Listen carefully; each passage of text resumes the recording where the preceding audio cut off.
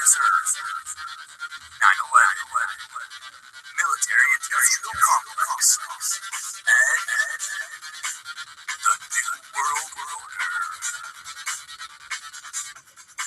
Hey, welcome to Fear Porn Propaganda. I'm Wisecraft, and today I'm with Anon2150. So, how are you doing, man? Doing good, man. How about yourself? Pretty good. Today we're gonna discuss what is it? Like mind control, basically. Yeah. And all types that you can think of, if you will. And we're gonna invite some people on, and some people will understand that, and other people won't, and we'll just kind of flow with it. So, what's your take on that? If you don't mind throwing your little 2 cents in. Oh yeah. We've talked about MK Ultra before in kind of some detail.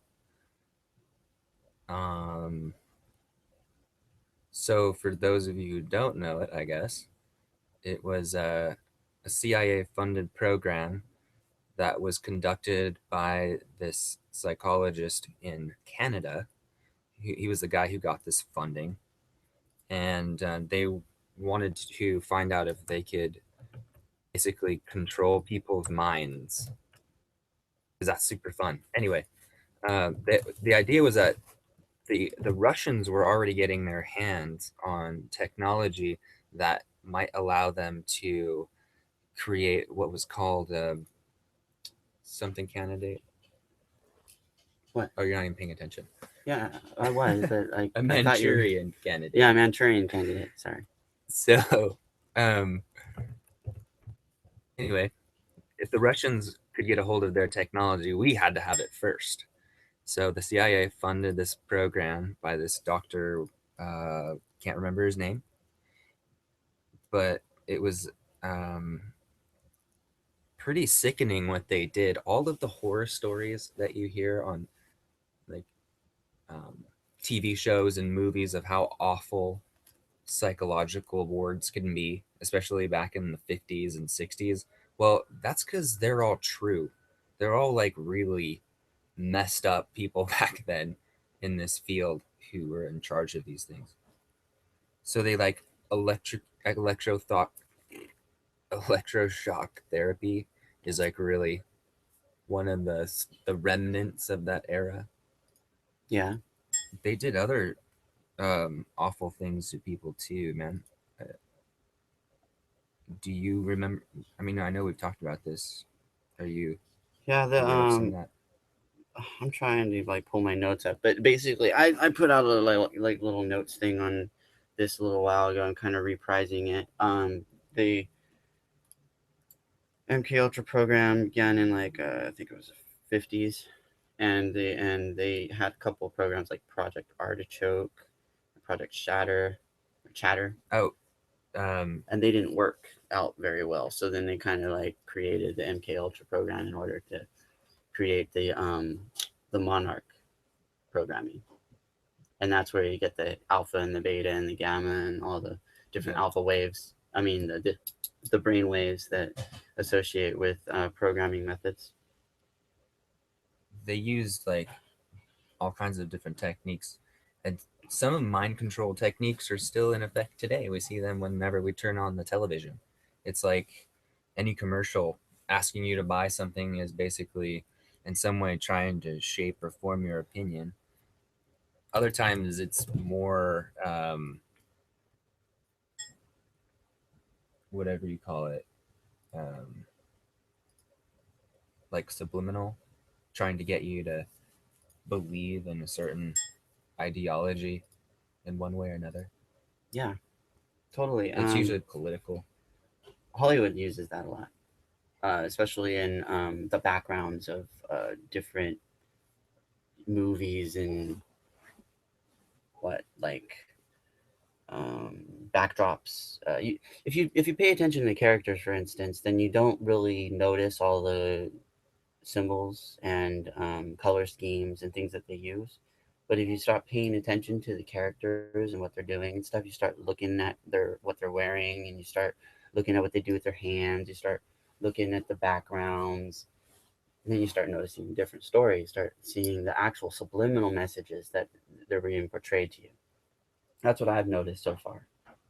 And for references, in the entertainment industry, and specifically in movies, the first programming things would be like Wizard of Oz, um, Alice in Wonderland, those kind of. What does Wizard of Oz tell us? Because I know Uh, it has some commentary, political commentary.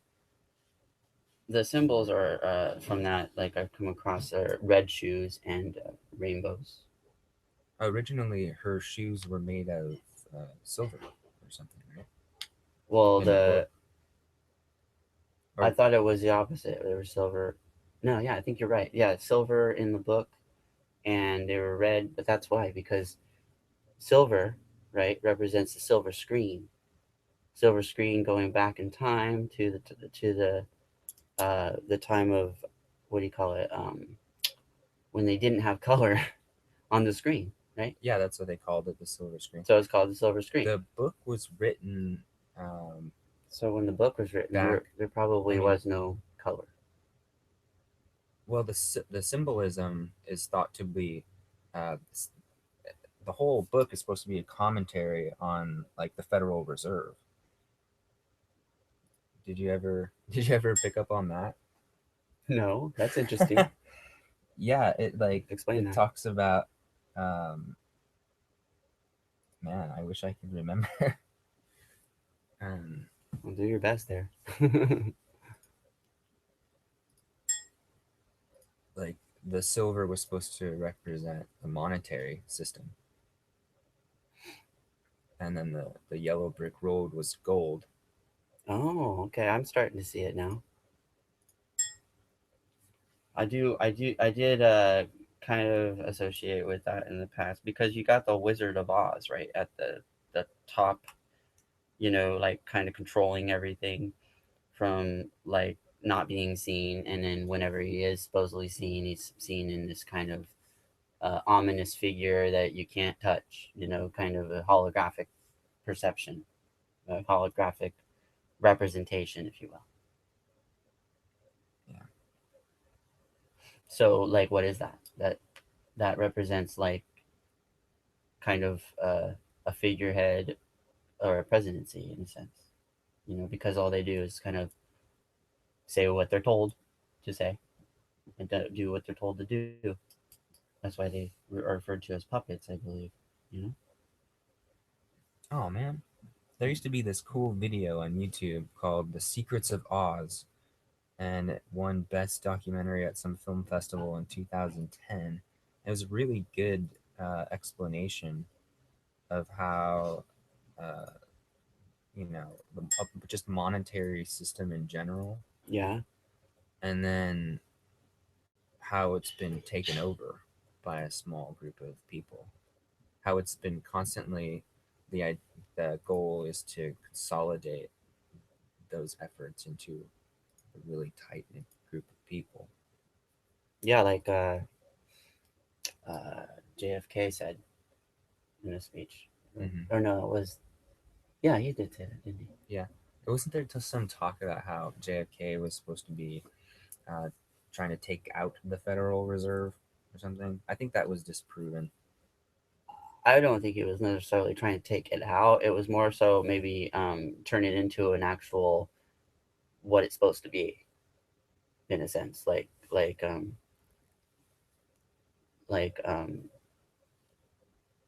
I don't know, make it more of like an honest kind of monetary system, I guess, if you will, and that was, not what people wanted, or excuse me, not people, but not what the elites wanted. They didn't want to have that system, like an honest monetary system. They wanted a dishonest monetary system. So they had him taken out, Yeah, allegedly. maybe we just got like straight down to the root of the problem. Is like all of this mind control effort sort of stems back to the people who have the power and want to keep it consolidated, so that they've got us all compartmentalized. You know, that if you like this, just turn the channel to that, and you go into alpha wave mode, and you just basically zone out. you cease to becoming an active member of society. Yeah. I mean, active in like the sense that you communicate your ideas with other people of similar intention, and try to accomplish a change of some kind. Right. Like that's the only way to do it is if we, show ourselves that we're not actually enjoying the process. And because if we don't show the intent that we don't enjoy it, like that's why people pick it. You know what I mean? Like if they don't go out and show that they're not and they don't want this, then they're just gonna be like, oh, I guess they want it. Yeah, but it's too easy to keep us all happy. They've figured out the best ways to do it, you know, like through media and things like that. If you have a desire to kill, So just let's play discuss this that a video little. game. If you have a desire to go like have sex in strange ways, all you have to do is go online. You can find it, and you can live like some sort of a reality in your head, rather than like a physical reality, which is the alternative. Um, and just the idea that we would actually do good things in the world. Unlike, you can agree with what Obama said before he was elected.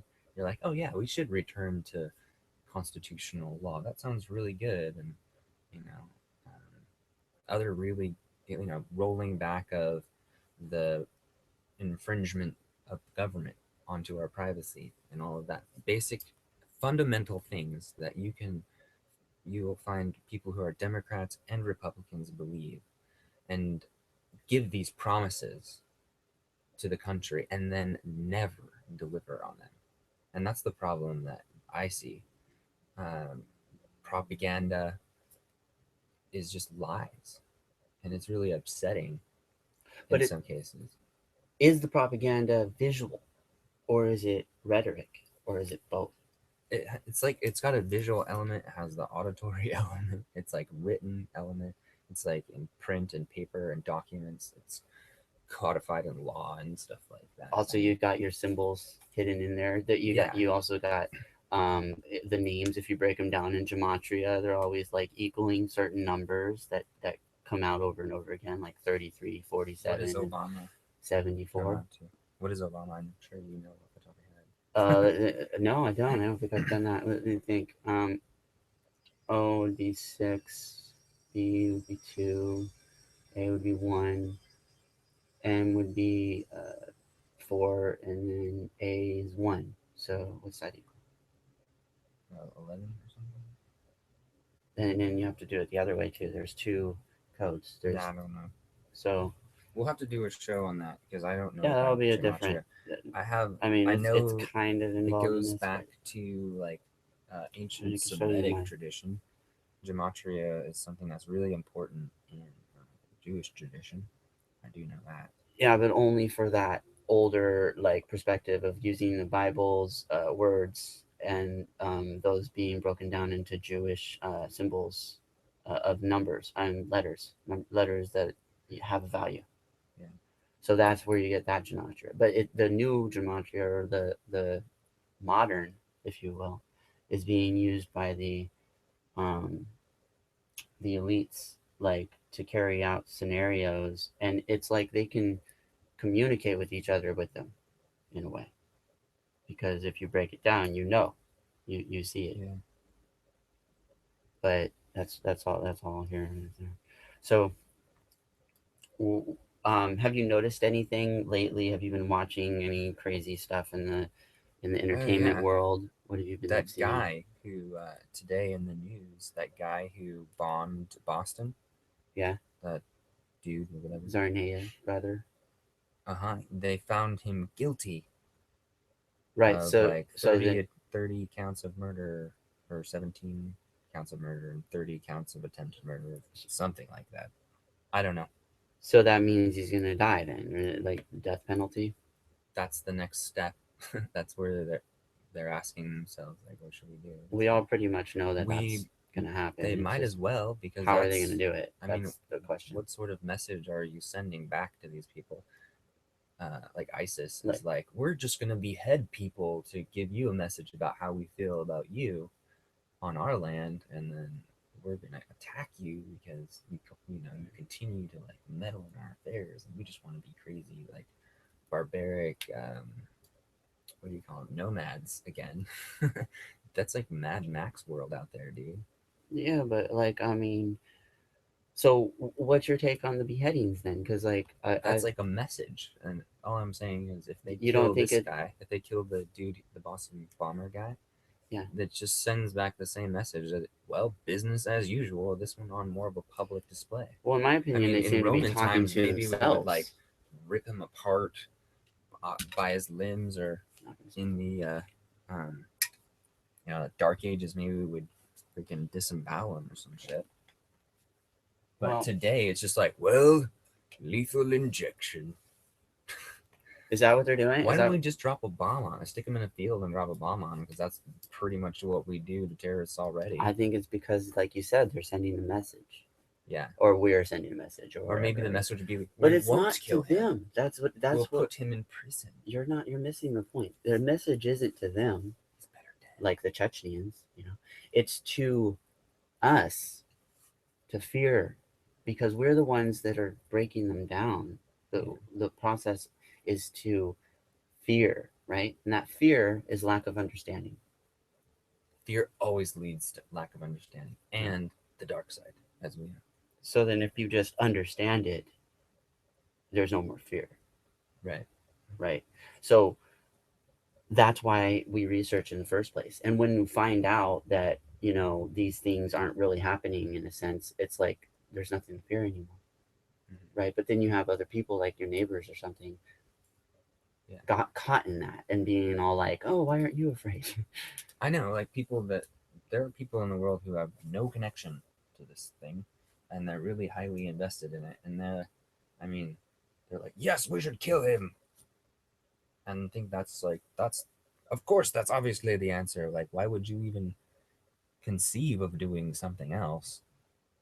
It does seem like a pretty bad idea to keep him around, though, because the next thing you know, some tourists are going to be kidnapped by extremists, and they're going to be like, release so and so from the Boston bombing, or we're going to behead these tourists who just came to visit some foreign country over there in the Middle East. Yeah, but They don't like infidels. So you buy the beheading thing, is what you're saying? Oh, right. Well, because yes. I don't. I mean, they have not proven anything to me, and it has to be proven. I've only seen holes. The only way that you can get around to them not being real.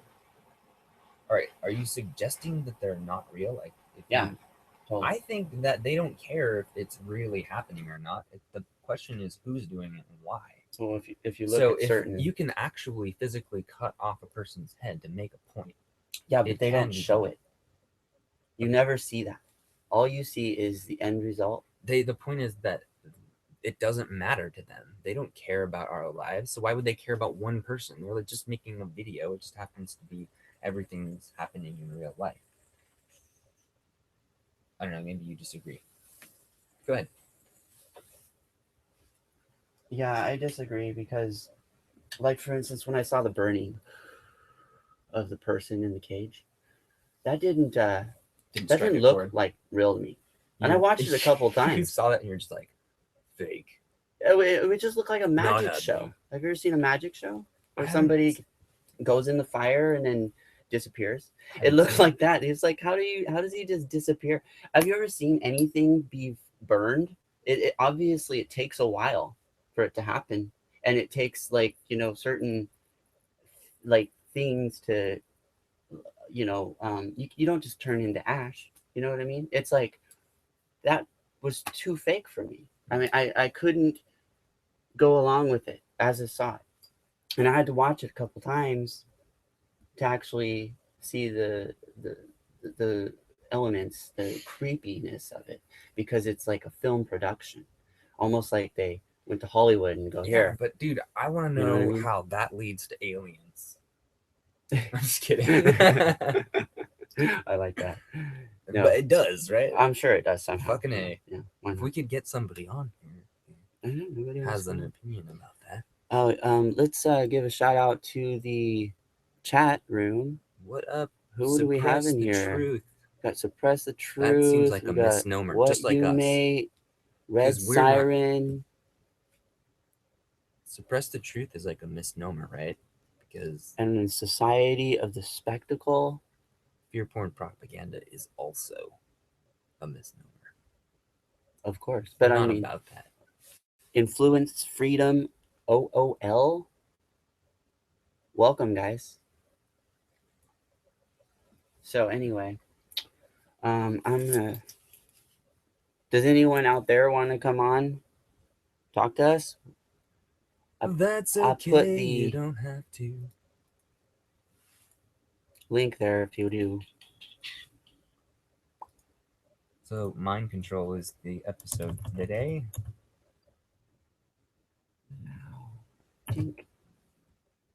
Mind control. So, back to the Alice in Wonderland thing. I mean, I'm sorry, not Alice in Wonderland. Wizard of Oz. Wizard of Oz had this perception of color, where you like your world, the real world, was not colorful. It was actually, black and white. Right? Then she ended up going to Oz, and there was color. Okay, now that would be considered color programming, right? From the perception, I mean, early on, color programming. So what that does to us now is a different kind of thing. It's emotion. It gives us emotion. A color derives emotion. We have so much color all around now. We never knew we didn't have it, in a sense, until you look back at it in the silver screen picture, or watch like a Twilight Zone episode. You know what I mean? Then you see the real world kind of being portrayed through the fake world. They didn't have the technology back then, so there's a lot of falseness to it that you can see. Now we have technology to cover up those false things. Now, you look at certain movies that have portrayed that same element of color kind of coming out. There was The Giver, right? Mhm. There's there's the and that also had that emotion driven type of idea. There was Pleasantville. Do you remember that one? Was that the Superman one? That was like a person in our time going back to like a fake version of reality because there was no real Leave It to Beaver time. But like that, it was like you went back to a Leave It to Beaver time from our time. Yeah. So it was going from color to no color in the movie. And then I don't know what's another one. I think that's the only ones modern I could think of. But it was weird that the one that The Giver has that element of like hiding all these kind of occult imagery, like triangles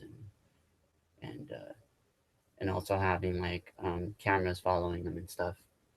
It has a very 1984 kind of feel without the perception of knowing that that's what's going on, because the 1984 people, they seem to know what's happening. They just didn't know how to stop it, so they just kind of had to go along with it. In in the Giver, they didn't really know what was going on. Yeah. Because they lost all their memories. Yeah, they lacked this natural mental protection layer that a lot of us have, and it's called subconscious resistance. A lot of people who have like an inability to be manipulated or controlled, or at least not that it's not impossible, but they just have a high resistance to it. I think what we see in media is a type of mental control that preys on people who have varying degrees of these subconscious resistant barriers that shield them from just allowing certain thoughts to be adopted, whether they're political in nature or ideological. Certain people have a resistance to this. They can still formulate ideas and adapt to certain conditions. But it's more like creating your own philosophy of life rather than just waiting for the world to be created for you. You won't become someone who actively participates in that. You know, you have an expression. I think that people who have a strong subconscious resistance have a lot to contribute to the world because we have a lot of problems, and if you're able to look at things from multiple perspectives, if you can look how your actions will affect the future, then you can make more informed decisions in the moment. You know what I mean? Yeah.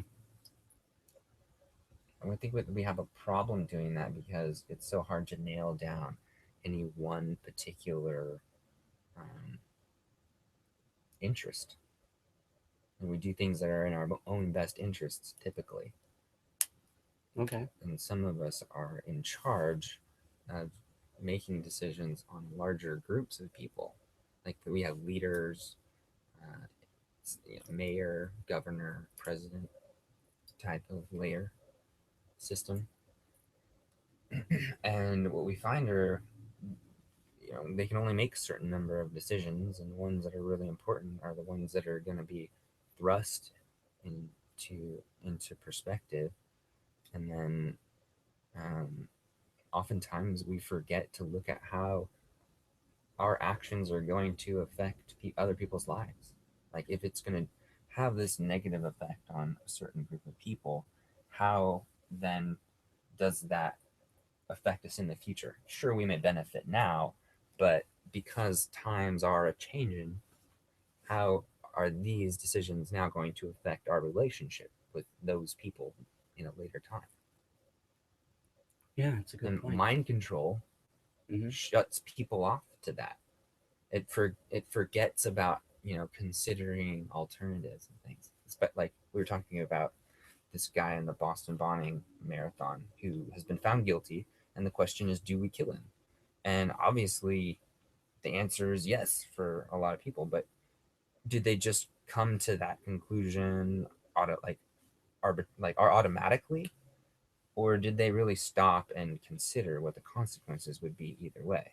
So whether they're right and we should kill him, or they're wrong in some other sense, uh, you know, it will depend on how that decision affects the future. We just have to ask ourselves, like, what decision is going to make the least harm, and hopefully go with that, or can avert some great tragedy in the future. I think that a lot of little things happen in our lives that are like tests, and they show you, hey, watch out for this in the future, because it'll get you messed up. Yeah. Well, I wanted to come back to the Project MK Ultra. Okay, And, love to. basically, the programming from that started in 1947. This is real. It really freaking happened, and these It- people were sick. It's called Project Chatter. It used interrogation, and it was using those truth-inducing drugs, and it was all about recruitment of agents back then. Once that ended, which didn't last that long, they started a project in 1950, and that one was called Project Bluebird. So these associate with The Montauk that Boys later familiar on. bluebird symbol that you see all over the place. The sparrow? It's like a little bluebird. Sometimes it's on people, like a tattoo, right? That represents discovering a means of conditioning personnel to prevent unauthorized extraction of information from them by no means. Also, to investigate the possibility of control of an individual by application of special interrogation techniques, and to investigate memory enhancement. Yep. They used LSD. They used like electroshock therapy. They used what techniques that were meant to shock that an individual so deeply that they would forget who they were or anything that happened to them in their lives. Mm-hmm. You basically wipe them clear of any recollection of their identity, and then you can implant or program them to like think or believe whatever you wanted to, Yeah, exactly. which it seems pretty messed up because It's like taking somebody out of themselves. yeah, that's like torturing a soul. You know what I mean? That's Mhm. like get down to the nitty gritty of it. A lot of us believe that we are part of a great spirit, you know. You find it in religion, and even people who don't believe in God still feel like they're part of something greater than themselves. So you're basically, you know, fucking with that aspect of life. And it seems like you're treading on some pretty obviously immoral water, you know, Well, you're walking on thin ice. they used radiation. They used electric shock, psychology, Yeah. psychiatry, sociology, anthropology, harassment substances, paramilitary devices, along with LSD. Yeah. So all these kind of things being used to like break a person, and they can just do it from birth or whatever. After you're born, like you become the kind of age that you can understand stuff, Mm-hmm. and then you can be programmed from there and on. Oh, You know you what I know mean? what? Hey, hey, I have a theory. Or you can grab it. Interesting. What's up? The guy Boston bombing guy. Mm-hmm. Maybe what we're gonna do is we will say that we killed him. You know, we can even like do a whole production of it. No one will ever see the footage, right? And then we can keep him and do mind control experiments on him. We can keep him because they're still doing this shit somewhere. Yeah. Somewhere, Well, they did someone's shoot him getting in the neck, so tens of millions of you can't dollars. talk. We're talking tens of millions of dollars for programs like these, dude. And some form, some way, shape, or another, it's happening now. There's a technology that progresses over time, and we were experimenting on some pretty heavy levels back in the day. Like this was like 50s, 60s, man. So where are we now, 50, 60 years later? Not not where we want to be. Yeah, we want to like take it all away, Yeah. control It people to seems the that ultimate they've extent. excelled to the level of like your next door neighbor is like, what the hell? Nothing's going on. Maybe that's why some people are like, what was I gonna say? I don't know. You said something.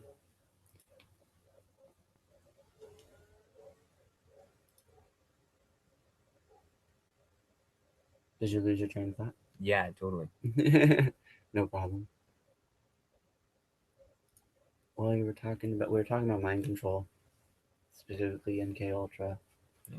Um, you were getting into more of the deeper meanings behind the programming itself, like why people are doing it to other people, Mm-hmm. and how long it's been since they've started the program, started the process. Yeah, I was wondering like where are these people now in this technology and where do they want to take it? And does that lead us to like transhumanism yet again? Which seems to be a theme that keeps coming up. Yeah, it Doesn't it? does seem to be coming up over It and comes over up like again. every I don't know episode. if it's And I just didn't even us or if it's the world like affecting yeah, us. maybe because we're trying to think about how how decisions will affect our future. What we see is like technology getting out of control in some areas and it ending up in the hands of the wrong people, and we could find ourselves in a pretty undesirable experience. Well, the question becomes like, how far does it get out? Before it gets out of control, before they don't even have control over it anymore. Just like kind of the military process goes in a sense. Like I don't think the military process has any control over itself anymore. I mean, it's my own It has opinion. no oversight. It seems to be It seems to government. run like a It's like machine. a government unto itself. Yeah. Nobody is really in control of it except for a certain group of people. Hey, and the same is with the banking industry. I Right. think that the banking industry doesn't actually control the military industry, or do they? I mean, maybe they do. It's a good question. I mean, they seem like so far removed. I think they do. I mean, in my opinion, it seems that the banking system has global control on that level where they can basically tell because of Tell the money. tanks where to go. It's money. It's all money. So Yeah. you take out the currency aspect, they don't have anything to go on. Well, There's no reason. Governments have a lot of money, man.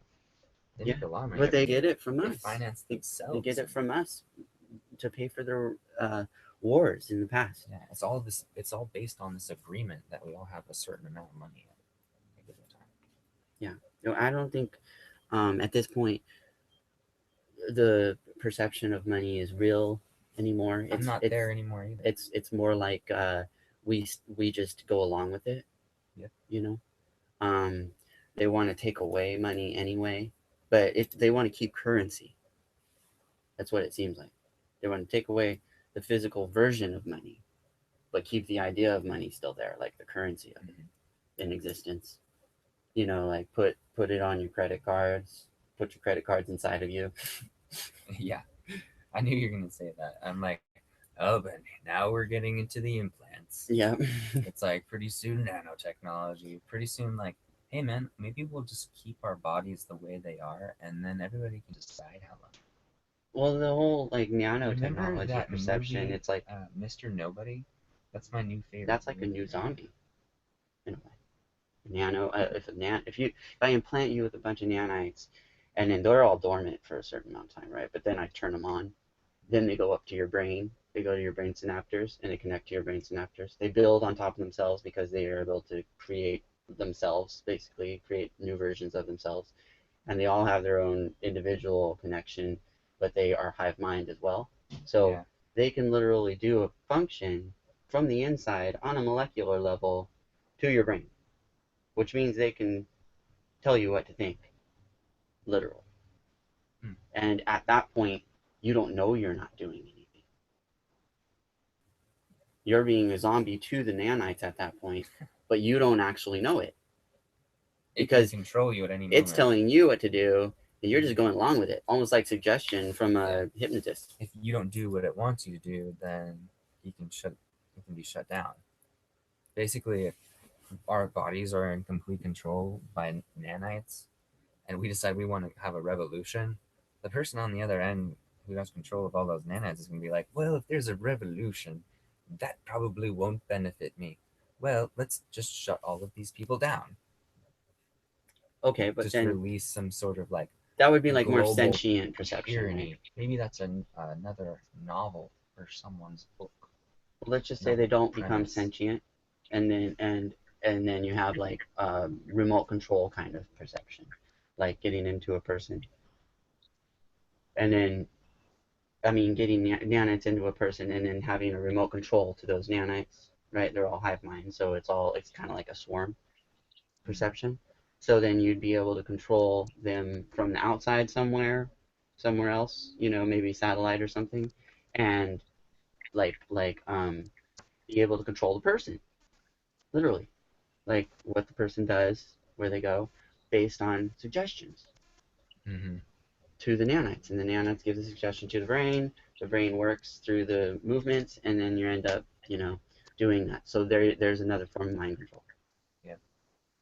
Transhumanism, currency. How's it going, Angela? Welcome. And thank you. Good to have you. Same here. Do you have a perspective on mind control? I have a lot of perspective on mind control. You know, being a mom, and like I was talking the other day on the last one of a 13-year-old, you know, I have literally seen it unfold in front of my eyes, and we're all in the trap. You know, we just don't know to the extent, You know what I mean? But I mean, even going to the grocery store is fucking mind control. You know? Yeah, right. Just the Because you get in simplest beta thing. mode or alpha or whatever, right? I think it's beta. Yeah. Beta mode is the Um, one where you're one like, thing I did want to bring up, You're I'm doing- new to the game, if you want to say. So I might have very old information that's like brand new to me, but do you guys know, have you heard anything about Michael Tsarian? That sounds familiar. That sounds familiar. I think someone else mentioned that to me. It's spelled Tsarion.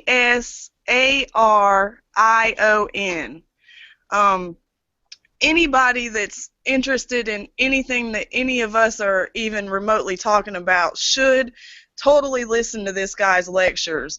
Like, when you listen to him, you kind of gotta, whether you're Christian, not Christian, you know, whatever, spiritual, not spiritual, you know, pagan, Wiccan, whatever, like, put your whole belief system to the side for the time you listen to him, so you're not trying to, like, agree or disagree with what he's coming across with, but so you're open just to the ideas, you know, and the depth of our mind control and deception is so deep that none of us can even fathom it. None of us are ever going to know, you know, what's up, what's not up. But one main point he brings up, like with the 2012 thing, you know, the end of the world, the Mayan and all that, he brings a perspective of, it's not really what, it wasn't the end of the world, but an awakening of all human consciousness. That's like, everybody I've seen or heard or talked to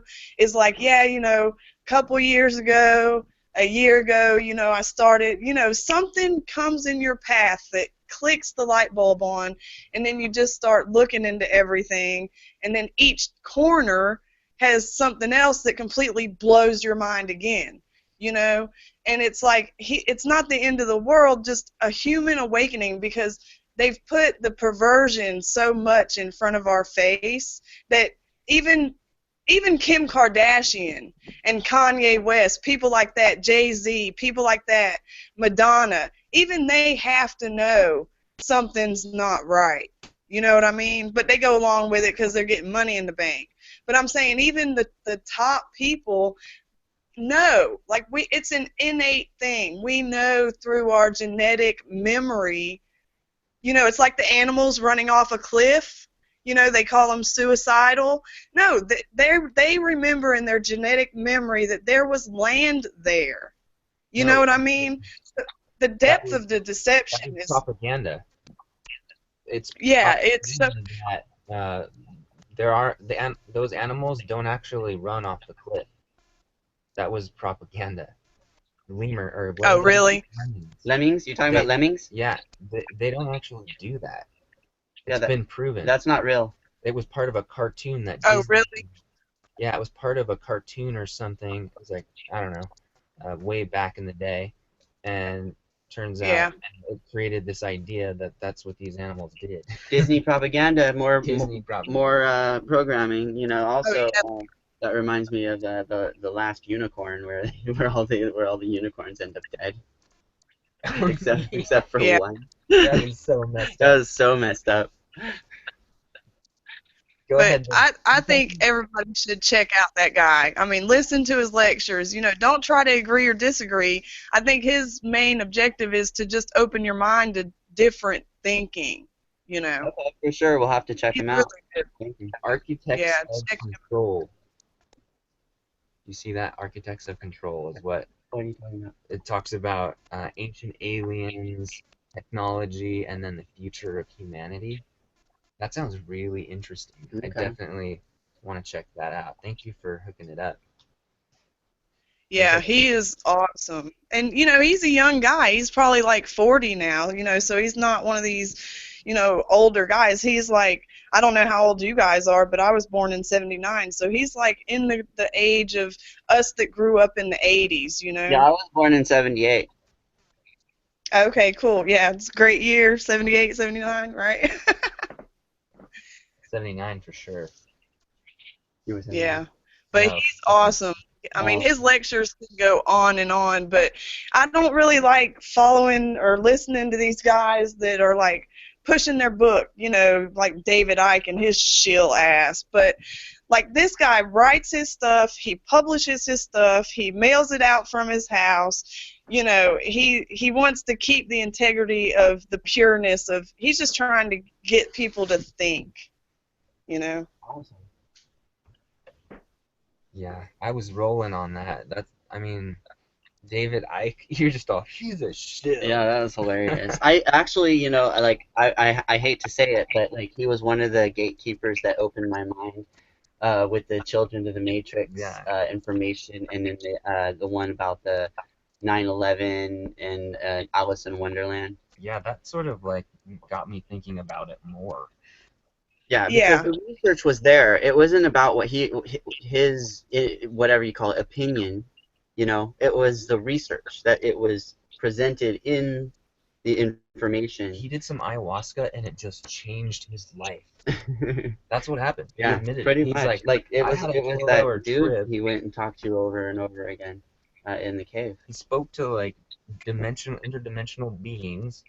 They said some messed up shit, and he cannot shut the fuck up about it. He's got like a 12-hour like video that he does. Right. 12 like all he's got some water. I don't know if he stops for lunch. I don't know. That's a little too much. It's a bit much. Yeah. But you know, like to me, if a person's gonna be, you know, going on some sort of stage performance, you know, where you show stuff in front of a bunch of people, they have to pay to get there.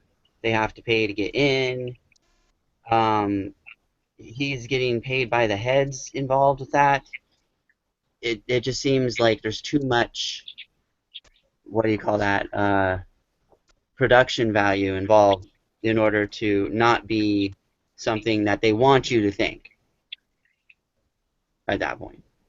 Although I have, Yeah. like I said, I watched that stuff and it led me, you know, to, I had to, you know, kind of stepping stone get to now where I'm at, you know, like getting aware and then getting more aware, realizing certain people are sending you wrong directions. So it's a matter of, you know, keeping the focus and looking for the sources. A lot of times he didn't have sources, and so, but when there was sources, I would like follow those. Right. So I'll do Yeah. the same with Kazarian. That's awesome, man. Yeah, and the thing that I like about him is he does name all his sources. He's like, I'm not just pulling this out of my ass like I've done. And you know, a lot of these people, you get the ones that are just out there to make a buck, but then, you know, they have to fund getting to these ancient relics and, you know, things to study it and measure it and, you know, do their geometry of it. So, you know, at some point, some of these guys have to get paid to fund what they're doing, you know. It's just like us. We got to get paid to get in the car, to put gas in it, to go. I mean, same thing. You know, it's just on a bigger level. But somebody has to talk to the masses, and a lot are afraid to do it because they bump them all off all the time. You know? They just kill you. They don't care. Yeah, totally. Like, and you know, I mean, a lot of times, like when these situations happen and people end up dead, they get swept under the rug, like as something that happened, and you don't really look back at it as it didn't happen that way, you know, unless it's like deeply connected to you, and you're like, oh, I feel that there's something wrong with that, you know, then you investigate it. Yeah. It's like all the animals washing up on the shore, you know, and stuff dead. You know, we can connect to it a little bit, but it's not the fish tank in our house. It's not our fish. So it's not that, you know, spiritual connection, I guess. You know, it's different.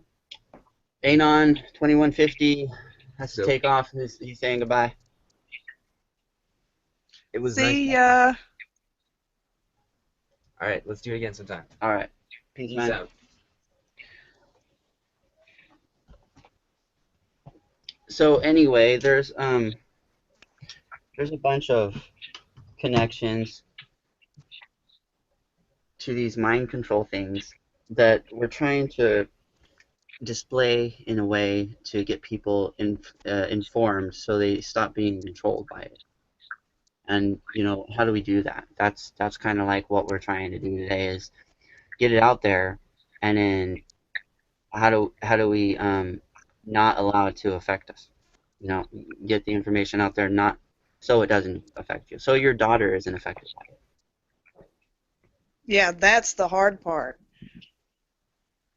because so many people just like laugh it off. I mean, because we're all conditioned. I mean, even you and I'm sure before the light switch went off, we would see something online and be like, wow, dude's crazy, because he's thinking about aliens and shit and the world being flat, I mean, what the hell? The salt water on our earth dumping from another world. I mean, like, everybody that I know and that you hear says the world of the sea is like a different world. And that's another thing that Cesarian dude goes into that is really interesting. That's why it's like you got to open your mind a little bit and just take it in a little bit. I mean, the ocean does seem like maybe that could be the Great Flood and the ocean came from another world. That's why it says in the Bible that there was great water that had salt in it. Maybe we didn't have salt in our water before this happened. It's just a mind-blowing how much they have just tricked us into thinking whatever they want us to fucking think. Regardless. Yeah, I mean, the world round makes sense. If you think about it, the world being round makes absolutely zero sense. Why would they hide that? It's just the propaganda is so deep. It's even ancient propaganda. Agreed. Yeah, totally ancient. And they seem to use it again and again, like cyclical. Oh yeah, totally. So one of the things on here on my notes is the use of monarch mind control methodology for programming Manchurian candidates for social violence in U.S. society. Mhm. And Yeah. what I have is how it works. So I wanted to explain how it worked to the world, or whoever's listening, so they can understand it on a deeper level. And it says the basic component of the Monarch program is the sophisticated manipulation of the child's mind to protect itself from extreme trauma by creating multiple personality disorder.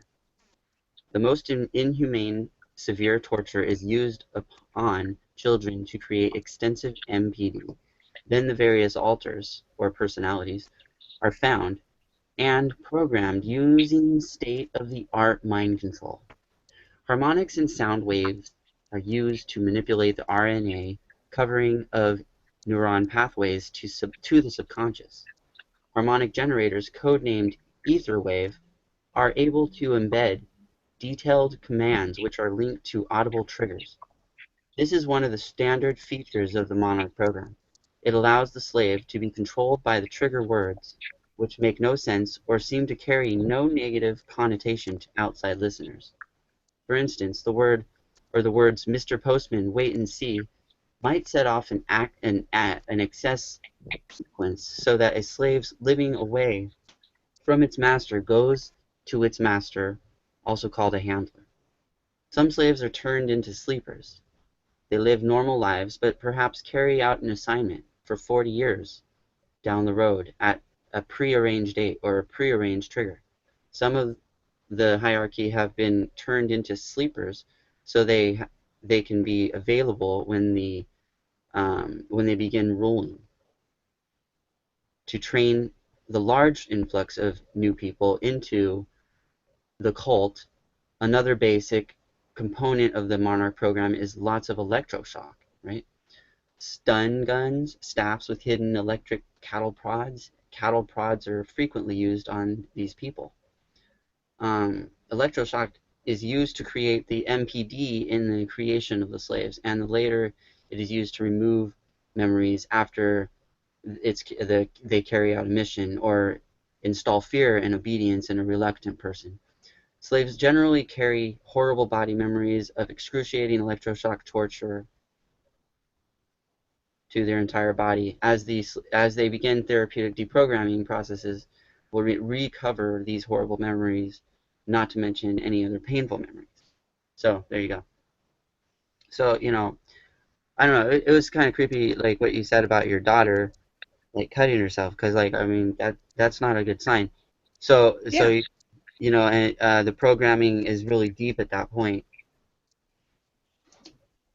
Yeah, really deep. And just from like school, because she's not a kid that, I don't watch TV anyway, but even when I was watching like more TV, she's never been one to like watch TV. So, not that she doesn't or didn't at all, but it wasn't like, I planted her in front of the TV. She's 13 and has never had a TV in her room, and will never as far as I'm concerned. But so, it comes from like friends at school. And, when I started digging deeper, I had my niece living with us who was like, all my brothers and sisters are older, so my nieces and nephews are like my cousins, But she was like 16, 17 at the time. That's another one. I mean, she's been strung out and shooting up meth and pills since she was 15 years old. And she's got hepatitis C and a baby now who was born on meth. And she's 19. But she was at my house cutting herself in front of my daughter. So it's just, it doesn't take much, and now it's like a fad. You got these girls that have scars on their legs and they've made them into a pattern from a razor. I mean, it's horrible. You got the whole emo thing. The emo goth episode on South Park, where they're like, shut up, bitch, I'm cutting myself. They're pushing it like it's a fad. Like, when I was a kid, a fad was wearing your sweatshirt inside out, not fucking scarring yourself forever. And I mean, I have tattoos, so there's different ways of expression or, pain therapy, but that's another thing that they've mind controlled us into thinking that pain is therapeutic. It's not. Right. Yeah, I agree with that. That's you don't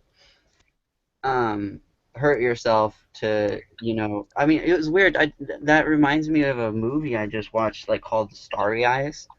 And it's like a horrible, like, horror film type of thing where this chick wants to be a star so bad that she, like, joins a cult and doesn't even realize it. And the process of her kind of issues with herself is she ends up like getting mad at herself at some point and then pulling out her hair. Yeah. And then after Yeah. she pulls out her hair, she gets a rush, and she's able to do her performance. Right. But before It's that, like she's all nervous Beyonce. and like jittery, and So I mean, that whole scene to me was like showing me, that whole movie was seemed to be showing me like a representation of like a playing out of what the actual people that get into like the film industry deal with. Yeah. On Yeah. a certain scale. I mean, they went into this weird, like, sci-fi realm in because it's a horror, but the underlying message was like, if you want to be a real star, then you have to give up your soul. Yeah. Which I think they all do that. And you have to also sacrifice your friends. And family. I mean, look at Jennifer Hudson. She killed off her uncle, friends. her Mother, brother, like crazy.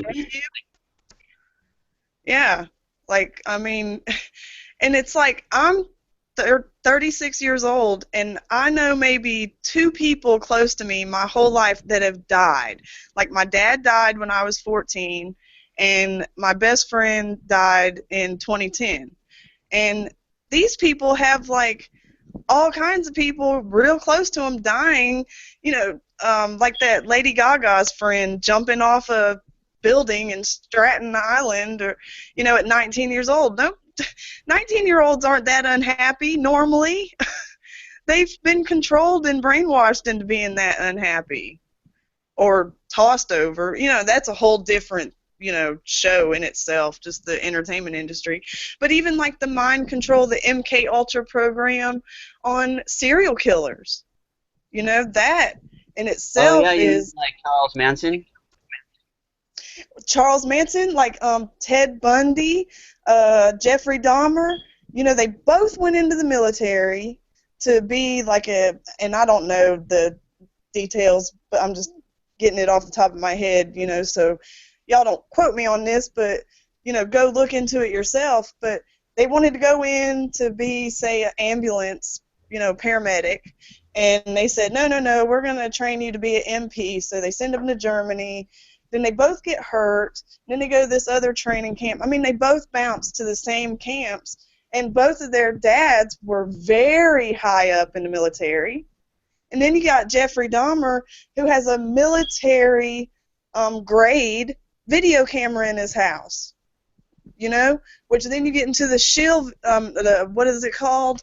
The really, really violent porn where you're, and I mean, this is horrible, but you're slashing somebody up and you're fucking them at the same time. Then after the motherfucker's dead, you're cutting off their head and their arms and you're fucking the torso.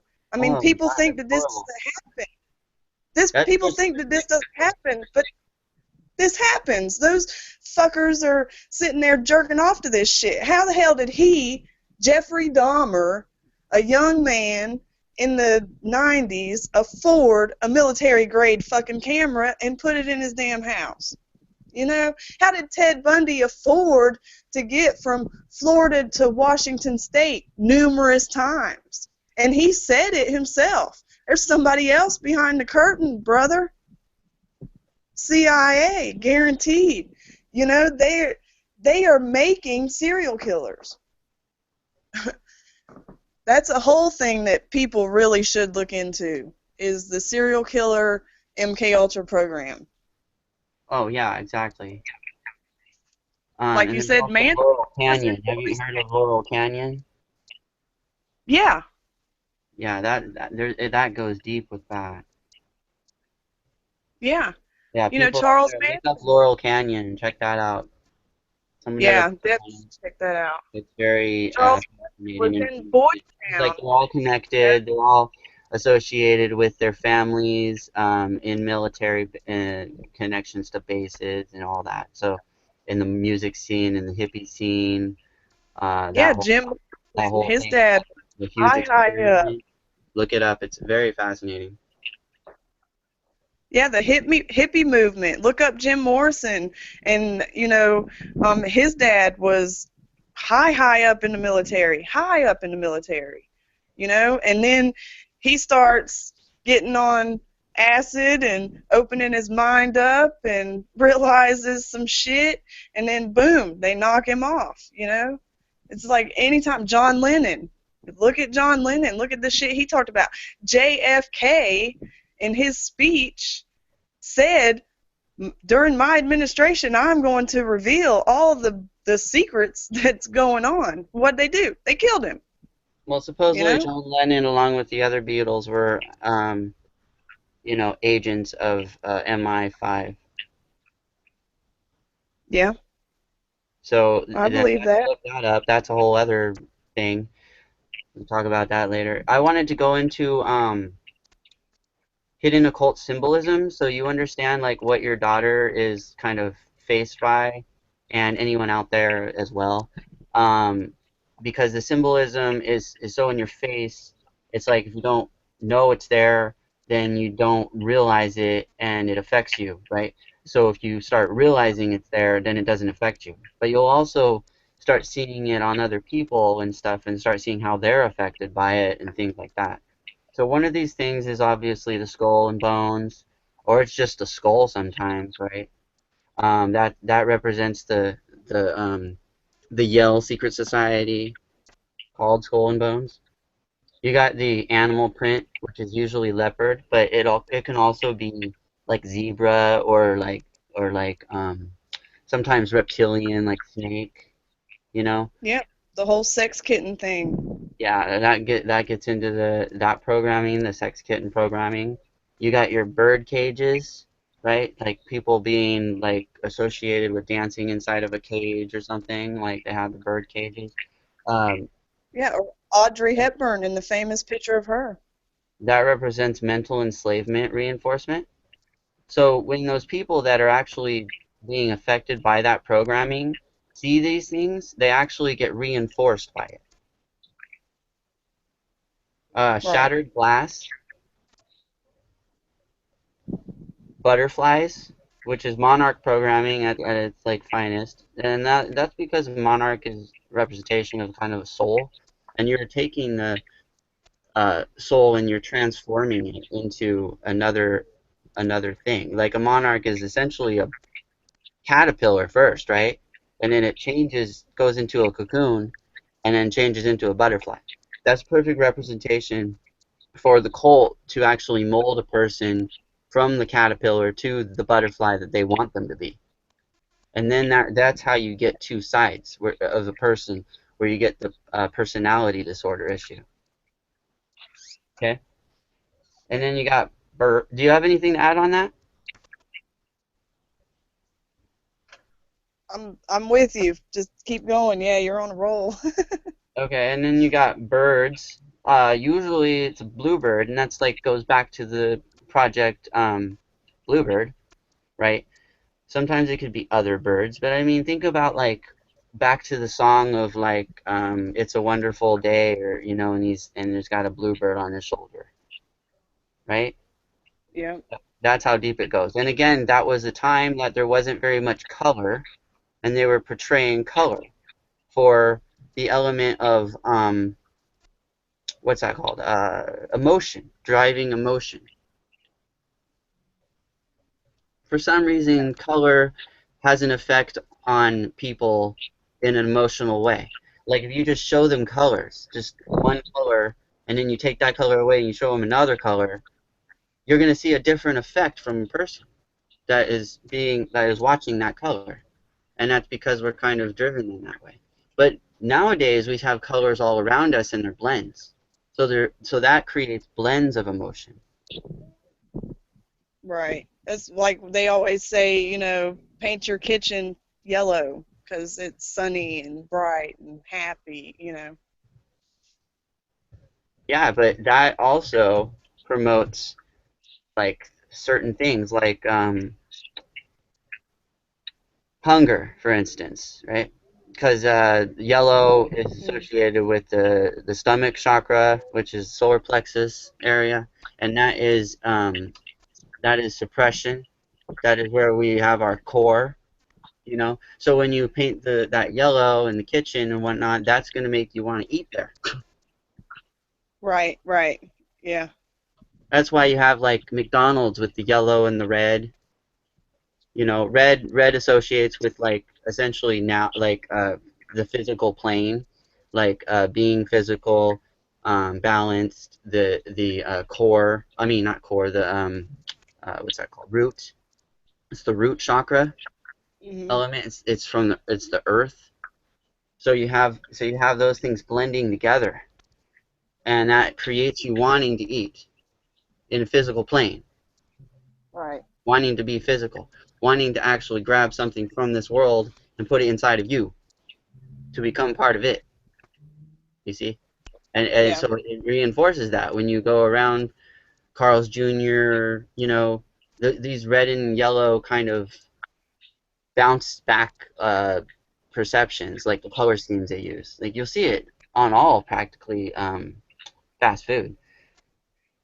So then you got peculiar tattoos.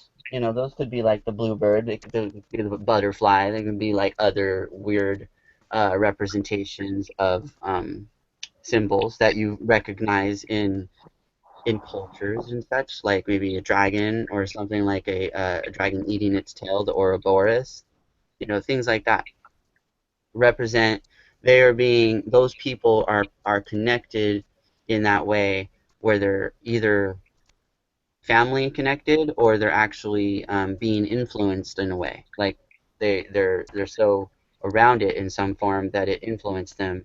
That's why they put it on them, and that's why it's on them for life, Right. like a Yeah. mark in a sense.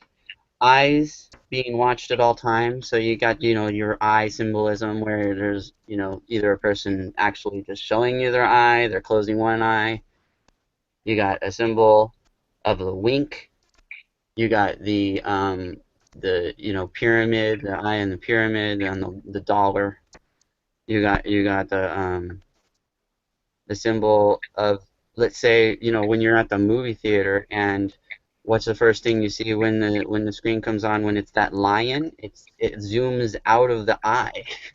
It's like, seriously. It goes right Yeah. out of the eye and the lion roars. Yeah. And like even my little girl, now that um I've been showing her this stuff and everything, now she'll go in the cabinet, let's just say for instance, get something to eat, and actually she'll look at the box and be like, "Oh yeah, look, there's the pyramid, or there's the Saturn symbol, or whatever, because it's all right there." I mean, the star, even the star, like a star, as we know it, is a ball of gas. So why the hell is it five-pointed? Well, because it goes back to Baphomet and all that shit, you know? Why are stars look pointed? Stars, as we know them, are balls. It's ridiculous. But even she's seeing it, which is great. Yeah, and they always have like some sort of underlying representation. Like, I mean, look at a snowflake, right? A snowflake is always six-sided. It's a representation of Saturn, basically, Right, or not Saturn, but like the storm on Saturn. right. But you can also say it's the bees. The bees have the same pattern, and bees connect to royalty. Yeah, The royal perception, for some reason, has like a deep connection with bees. yeah, and our whole geometry has been, that's what I'm saying as far as the depth of the deception, because, you know, you get vibes off of people because their geometry is messed up. That's why you get a bad vibe, because they're pushing out that negative energy. And I know on Truth Virus did a thing on water consciousness the other day or week or whatever, and I started looking more into that. And I mean, you take a snowflake and you put say "fuck you, I will kill you," it goes all to hell. But if you say something nice or show it a Yeah, nice peace, picture, it goes love, back to, like generosity, something like that. Then it'll actually like formulate the crystalline structure of yeah. a sacred geometry, infinity. And that's what happens to us. When we're around a person and they're messing with our energy. They're literally messing with uh, our crystalline structure inside. Yeah. And that's kind of like what you feel, I think, when you're getting like talked down to or something, and you're being Mhm. talked down to. There's like this, like, I want to like lash out kind of thing, Phil, and you get Yeah. like the heart rate going up and stuff, and there's and that's what's going on. I think is your vibrations getting knocked out of whack. So you have to gain Yeah. your Exactly. vibration Like back up. it happens to water. You gotta breathe, right? Because breathing is life. So you gotta focus on the breath, and that focus on the breath will bring you back into your vibration levels. Is what happens when somebody Right. is talking down to you is you stop breathing correctly. Yeah. That's why other people's moods can affect your mood. That's why they say, misery loves company, because it does. The negative feeds off the negative, and look at how hateful everybody is. I mean, you go into the store and say hello to the clerk or wave at her or whatever, she looks at you like you're a complete lunatic. That's where we've come, you know? You go, like a lot of I live in the South, so a lot of Northerners come down here, and it's like, you'll be riding in the car, and they're like, why the hell is that person waving at me? You don't even know them. You're just driving on the road. Well, that's just how it is down here. People say hello, but you go. I mean, even the difference is North and South Carolina. Like, you come down here and you go in the store and you say, hey, they look at you like you're insane. I mean, Yeah, that's the level you of can't do hate. that here either in Sacramento. That you don't talk to people just randomly. I mean, maybe if it's somebody you recognize, you've seen before, kind of thing. Yeah, that's cool. But like, if you've never seen the person before, generally, you won't talk to you won't like even acknowledge them. You know, Yeah, it's most like, people do it self-defense over here class. out of Don't fear. Like look people at are afraid of everybody. It's Yeah, it's crazy. like the whole thing, don't make, especially as women, as far as like, walking down the street or whatever, don't make eye contact with anybody. They don't want us to connect with anything, you No, know? just stick your nose in your phone, your computer, and stay there. Do your Yeah. job. Like the other Make your day I was money. talking about Like having, I've been contemplating this perception a little bit. Why do we actually work? Because we have to, right? We like this is I guess rhetorical, but like because we're it's like we have this perception in our mind that if you don't work, and I think this is part of programming, mind you, then you're not going to have fun. Like when you go out and you do something, if you didn't work for it, it's not going to be enjoyable, right? right. And that's because they push that agenda, right? I think it will actually be enjoyable if you didn't work for it. It's just a matter of your own, like if somebody just gave you money like for your birthday, you didn't work for it, right? And you go out and you get your thing that you want to get because of that, because it costs whatever it costs, and you have your thing, and then it's like a gift from them to you, so therefore there's no connection to that. So like why do we have that in the first place? Becomes the question. Yeah, right. Like Yeah, I mean, why can't we just give a person a thing, I mean, or and not have it, or excuse me. Well, okay, the person would have to, in order to give you the money, they would have to work for it, right? So like there's always like these lines that are drawn, and then you have like the people that don't work that are out on the street, like living out there, like kind of like camping, and they like basically still live off of money in a sense because they're panhandling, right? But that's only because society makes them. It's right. like they wouldn't have to panhandle if there was no if they were able to get into a place and go to the bathroom without having to pay to do it. Exactly. I mean, I'm That's what sure I they'd mean about the, rather live on the street in their car, like, and it's like camping. It's basically just they're basically street camping in my perception. That we have a lot of them over here in this area, so like homeless people, and it's really sad, and it's because of how the system's set up. Like these people used to be people that lived in society like we do, and now they're out there in the street, and they like don't get acknowledged anymore as people, you know, unless you force it upon them. You have to like point them to the people. You have to point the person in society to the person out of society, and they meet and they're like, oh wow, there's really a person here. It's like they have a conversation with them, and they're actually a person that used to be in society and do what they were supposed to in society. Something happened in their world, right, where they got laid off or they got fired or whatever it was, and they couldn't make ends meet to the next thing, so they got kicked out of their house. I mean, these things like correlate to them being on the street, and that's how the system's set up. We're out of that system because of whatever circumstances we live in, and we didn't get caught in that trap. We didn't take those choices to get fired or to get laid off. Didn't get in that job.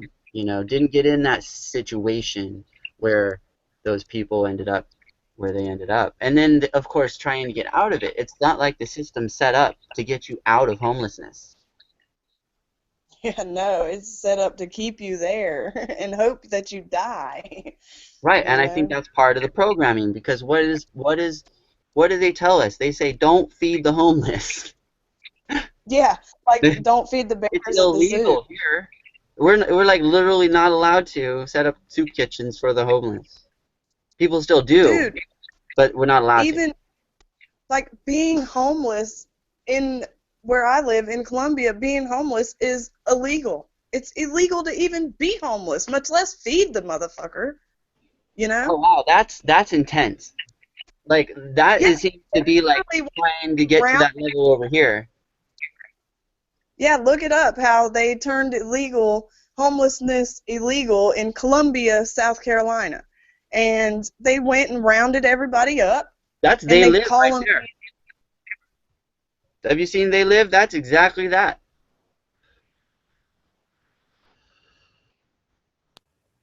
Oh, we lost her. Where'd she go? Oh, anyway, well, I was saying that's They Live because the movie They Live is a direct representation of what she was talking about, where people get rounded up on from from tanks and such. How is she calling me? That's weird. Can't call me. How do you answer? Oh, you can't answer that. Okay, wait. Well, hold on. I'm gonna get her back.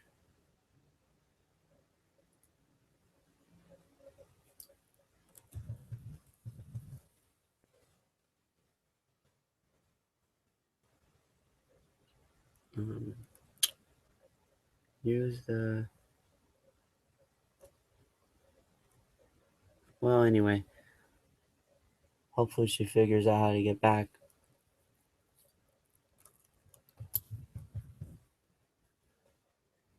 So basically, They Live had this um,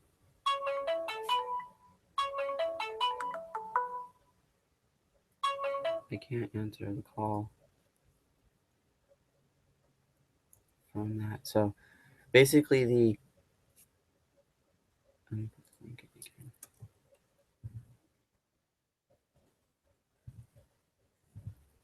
Sorry, too many things happening. Anyway, so basically, they ended up taking the people all over the area in the movie and moving them off of their shanty towns. They had like shanty towns built up, and they basically moved the shanty towns. They made it illegal in that world. Oh, you're back. Hey, welcome back.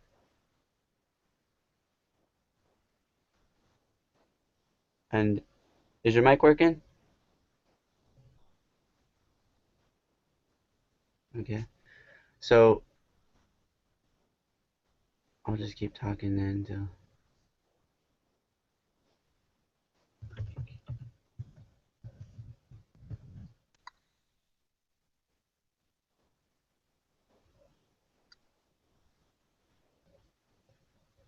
Fiddle around with your mic. I think it's not working.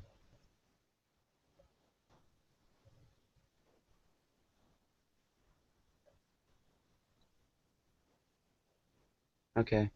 Well, Can you hear me? yeah, there you are. Yeah. So then, yeah, go ahead and continue what you were talking about, because I was trying to explain that happened and They Live.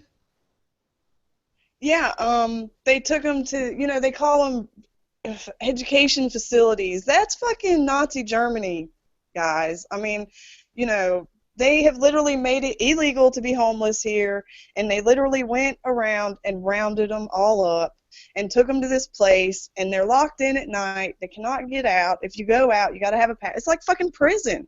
These people are just, and it's bullshit. Like, look into that story. You need, Wow, like, that do is pretty. videos on that. I will look into it, and I know some people involved in the helping the homeless around here and other locations and such. So I'll give them the information and let them spread it because they're involved with a bunch of organizations that are, protesters and whatnot, Yeah. activists, different types of activists, and Yeah, that because they got that's to some start information it to get somewhere. out there. Yeah, they got to start it somewhere. They got to guinea pig 'Cause that's probably somebody, all just the like news. Cyprus. I bet you they're Just not like showing that. Cyprus. I'm sorry, go Sorry. ahead. I was just going to say, just like Cyprus, the government stealing everybody's savings account. People think that that can't happen here. They're the guinea pig to see how they're going to react to the motherfuckers just wiping out their whole bank account. This is part of the guinea pig. Let's see how people are going to react to us taking the homeless to these places because they cover it up with, oh, it's necessary. Oh, we're going to help them get jobs and da-da-da. Bullshit. Bullshit. Why, you could help them get a job while they're living in the cardboard box under the bridge. Why you got to take them to this place? I mean, come on, think. Everybody I just think has to. that's creepy. Every time they take them to a place and don't let them out, that makes me think that they're using them for other things. Maybe using people's limbs for other people. Maybe like taking Yeah, their or clone organ them maybe, organ transplant. or That's what or that makes me think. or cloning their asses to have this like transhuman army. People think that the movies of these meat hangers under the earth and shit is just somebody's imagination. I think there's more truth in Hollywood. I think that is their outlet for the truth. Yeah, they basically have to, show it to us in some form, so then they use that as the way they do it. And Yeah, everybody like else dumb, like is fiction. the the Simpsons in what was it, 97 or whatever, and they threw up the magazine that had 9/11 on it. New York, $9, and the towers made 11. I Yeah. mean, that's their sick shit. They're like, oh well, sorry you didn't fucking see it. And We it's we just like showed they're you. getting more and more prevalent with it because we're noticing it more and more. Like I've been watching, things like the 12 Monkeys series and what Helix, and there's so much like basically vaccine propaganda. They're huge like CDC like commercials. They're like long Yeah. CDC commercials. Yeah, CDC, I think, should be renamed CDD, the Center for Disease Distribution. Like, Right. hello, I mean, people just take this in, and they're giving it to us before we even have the memory and the choice, just like the birth certificate. And you get into the whole sovereign thing, that's a whole different show. We're already, before we're even able to remember, made into a corporation. We're already vaccinated before we're even able to say, no, I don't want that poison in me. Every baby that is born is taken away from the mother, taken to the nursery, quote unquote, to get cleaned up. What the fuck you doing with my baby? There's no need for it to be taken away from me. I can clean it. You know what I mean? But Yeah, every and baby that's like born, that they take. conception when I mean not conception. When you have a baby in like the water, I don't remember what they call that, but like that seems to be like more of a natural kind of way, and the hospital is totally against it. Oh yeah, like when the placenta comes out and that nasty stuff. Yeah, that's probably the body's way of helping you get the water and the stuff to clean your child, because we as humans don't No, sit I'm there talking about and lick it. when you have a child in the bathtub with like Oh a yeah, yeah, like yeah, a like the moving water machine. birth. Oh That yeah, and kind they of, say that it takes the pain away. yeah, well, they also say that the baby like experiences life differently because of the coming out in more of a similar environment instead of Yeah, like because it's been in the it comes womb out of in water liquid. instead of coming out of the womb, into like air and then breathing and shit. It comes out of the water and starts Yeah, breathing, which makes yeah, some that sense. is Like interesting.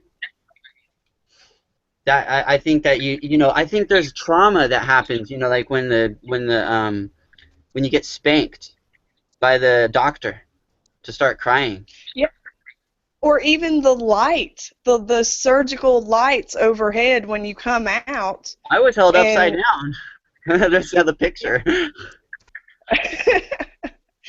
I mean, it's all got to be traumatic. And then you're jerked away from the mother that you have smelled and heard, and you're in sync with her breath and everything. You're jerked away, taken with these strangers, and I mean, Lord knows what they're doing to them there. Oh You yeah, know? I mean, I heard that everybody, pretty much all babies, if they go to a hospital and born in a hospital, they're going to be injected with several like vaccination type of stuff. Yeah. And they do it like on a certain basis, like as you're in the hospital. Like so when you finally leave the hospital, that's when you stop getting vaccinated. Yeah. And it's, you can, it sounds real bizarre to people that, are kind of, that, because they've brainwashed us into being so close-minded. But, you look at George Green, and he's like, it takes 2 cells from any person to clone you. Are they taking cells to clone us? I mean, and I know that's bizarre and really out there, but we don't know. I'm telling you, nothing surprises me after learning the shit that I've been learning. Yeah, Nothing. I would You know? think that what you're telling me about the homeless and whatnot, there's a possibility that they could be using them for such a process of human cloning. Although it's supposed to be illegal, I don't know if it's necessarily illegal right there. I'm not sure either. Yeah, But they're probably the human first ones that are cloning is going to only get illegal in planted. like America. Shit. It's not really illegal outside the states. Oh, So yeah. obviously I didn't know somebody they. somewhere is doing it, and in France they're actually have a human clone foundation. Really? See, I'm going to have to look more into that because I had no idea about all that. They claimed a little while ago, a couple of years back, that they had a human clone, and then when we wanted to, when the news said, okay, well show us and everything, they claimed, oh yeah, we didn't actually think you were gonna make a show of you, like it's not. Oh, we're just messing with you. They were like we're not ready to actually show it. It does exist, but we don't want to show it. It must be like creepy or something, like that kind of feel is what we got from that. Yeah, right? I mean, But and then there's a whole it other really told me study. at the time that they were actually doing it, and they're probably working on perfecting processes. Um, once they have they figured out how to speed up slow down the growth process. They said Yeah, that and then you get into they said you can engineer your baby. they give the clone cell caffeine. And that somehow slows down the growth process to a normal 9-month pattern, which essentially is like us. So like when you have a clone, it would be like a baby growing Right. up like a person. Yeah, instead of it being in like a test tube thing and it growing, being fully the same person in like 2 or 3 weeks or Right. whatever. Like Yes. they can actually slow that down. Yes. Yeah. And then of course they would And that's die why they in say they half-life. get the They would have glitches. a half-life. So if you were like what, 20, then they would die in 10 years. Right. I'm gonna have to definitely look more into that. But now they fixed that. They would like literally die when you're 20 now or whatever. Like, well, they would have a normal life pattern in a sense, whereas before they had a half life, which kind of goes back to the if you want to get into foreshadowing, the that movie Blade Runner, right? Which is from Philip K. Dick's book. Do androids dream of electric sheep? Right. Yeah, they put it right in our face.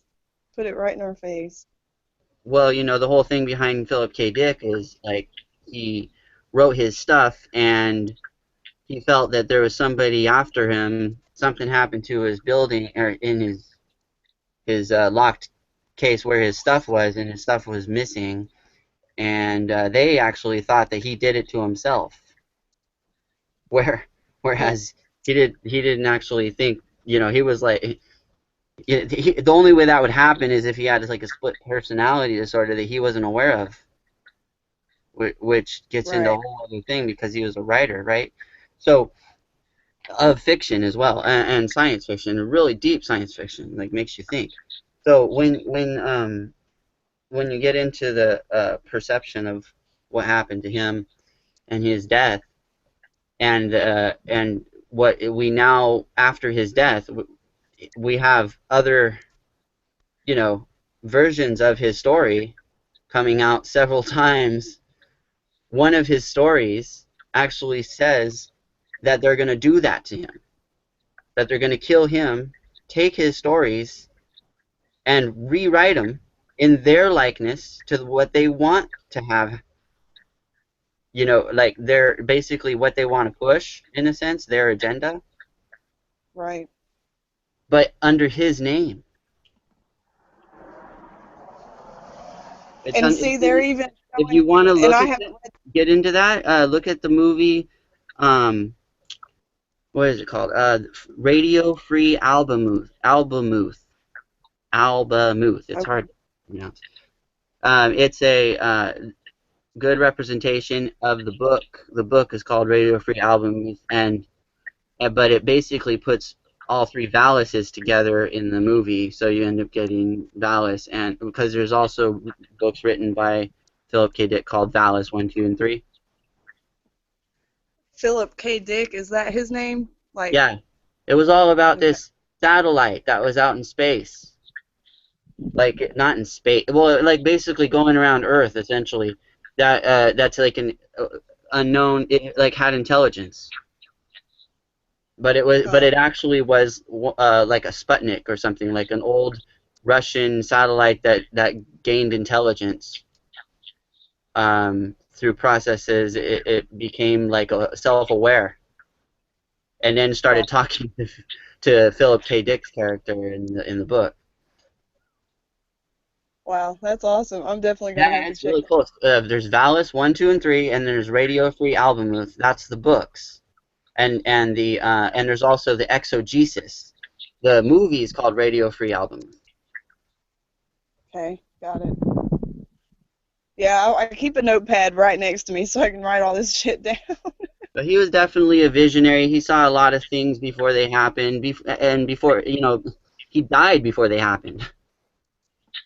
A lot of things that have happened now that we're living in, he like predicted in his old stories, short stories. A lot of them were short stories too. Right. That's cool. Very cool. Me and my roommate were talking the other day, and this whole mind control thing, it made me think of something else, what you were talking about. But like how, a lot of people now are like, I'm not ever going to have kids. Like, I'm not bringing kids into this world. I mean, and you always get the question, well, why would they do that? That's just fucking crazy. Why would they even do that? You get into the whole depopulation agenda. It doesn't take a rocket scientist to figure out, and to look around and to listen to young people and even people my age, like even me. I've got a 13-year-old. I'm in my childbearing years, but there's no way in the world I would have another kid. You get the fertility rate down enough, and eventually it's going to be nobody to procreate with. I mean, it takes hundreds of thousands of years, but just if people look into fertility rates, how they've went down over the last 100 years, it's blatant right in front of your face. And if you take away the basic need of life to procreate, you've won the battle. Yeah, there's certain cultures that have issues with their population because of having a gap in between. Like there's too many young ones versus too many old ones, and there's not any in between. Yeah, like our baby boom. Yeah. And all that's caused by certain types of programming. Brings Yeah, us like back to World the War mind II. control discussion. Exactly. Because I mean, Look, only at the time they would be using things like radio and television in order to program the people to go procreate at the time in order to create the baby boom. Now right. now they are reversing that whole idea, and they're programming us not to procreate, just to have sex. Yeah, and have sex with somebody before you even know their fucking last name. Yeah, like anonymous sex. Yeah. I mean, that's what I mean. They've totally stripped away our basic, genetic memories. They're trying to strip that away. I'm the same way. I don't feel like I want to have a child, but my perception of not having a child is more like the world that we live in. It doesn't seem, and I also have probably a narcissistic view about myself. Like I don't really want to deal with another me. Right. But yeah, they make the world so perverted and so disgusting that most people are like, shit, I don't want to bring a kid into this. Why would I want to bring a kid into this shit? They You know? only created the baby boom in a sense because of the war system. Think about it in the process of they needed people in order to fight other Yeah. people that they wanted to fight. So they needed to build the people, and so they had to make us, or not us, but our fathers and mothers and grandparents actually create the people that went to war. Yeah, and then, the war created the breaking of the family structure, especially World War II. That's really when women first started going to work. And the only reason that women had to go to work is because, one, their man or husband, father of the kids, was at war. Two, because they had inflated everything so much, one person could not sustain your household. And then you got when the Great Depression came, a lot of people that lived in the country didn't even know that there was a depression on because it didn't affect them. So they push everybody into industrialized cities. They herd them in there because then guess what? You're going to feel the full force of the stock market crash. Yeah, exactly. And then I'm of sure course that's the happened all perception of throughout the history. homeless back then, Yeah, which was yeah. rampant, and it was all set up ahead of time also. I mean, if you look at back before it happened, you can see what was going on there around the world versus what was going on with the World Bank system and how they were trying to become a World Bank system before they became that. Yeah, and conned Notes in it. everybody in 1933 to turn in all their gold and Yeah. Get the paper money. I mean, that was a total. That's one of the biggest scams in our society with the income tax, and the birth certificate is a complete scam. Yeah, It's all exactly. And because of the perception of gold having value, and then that value uh, having like being replaced with notes. yeah, worthless paper, so they can kill more trees, which sends out negative energy. It all comes together full circle, and it doesn't have to be this whole, everybody gets into this extreme, philosophy thing. Well, you know what? It's all just a bottom line, and the bottom line is real simple. It all goes together. And if people just look beyond the TV and start really looking, like this whole South Carolina shooting, if people really look at that video, instead of as soon as the video comes on, oh, your face is in your phone, texting it, pasting it, posting it, whatever you call it, you're not even looking that, hello, there's no smoke even coming out of the fucking cop's gun. They don't even, they program us so deep. What are you talking about? What South Carolina thing? Oh, the North Charleston cop shooting, the white cop shooting the black guy like a couple days ago.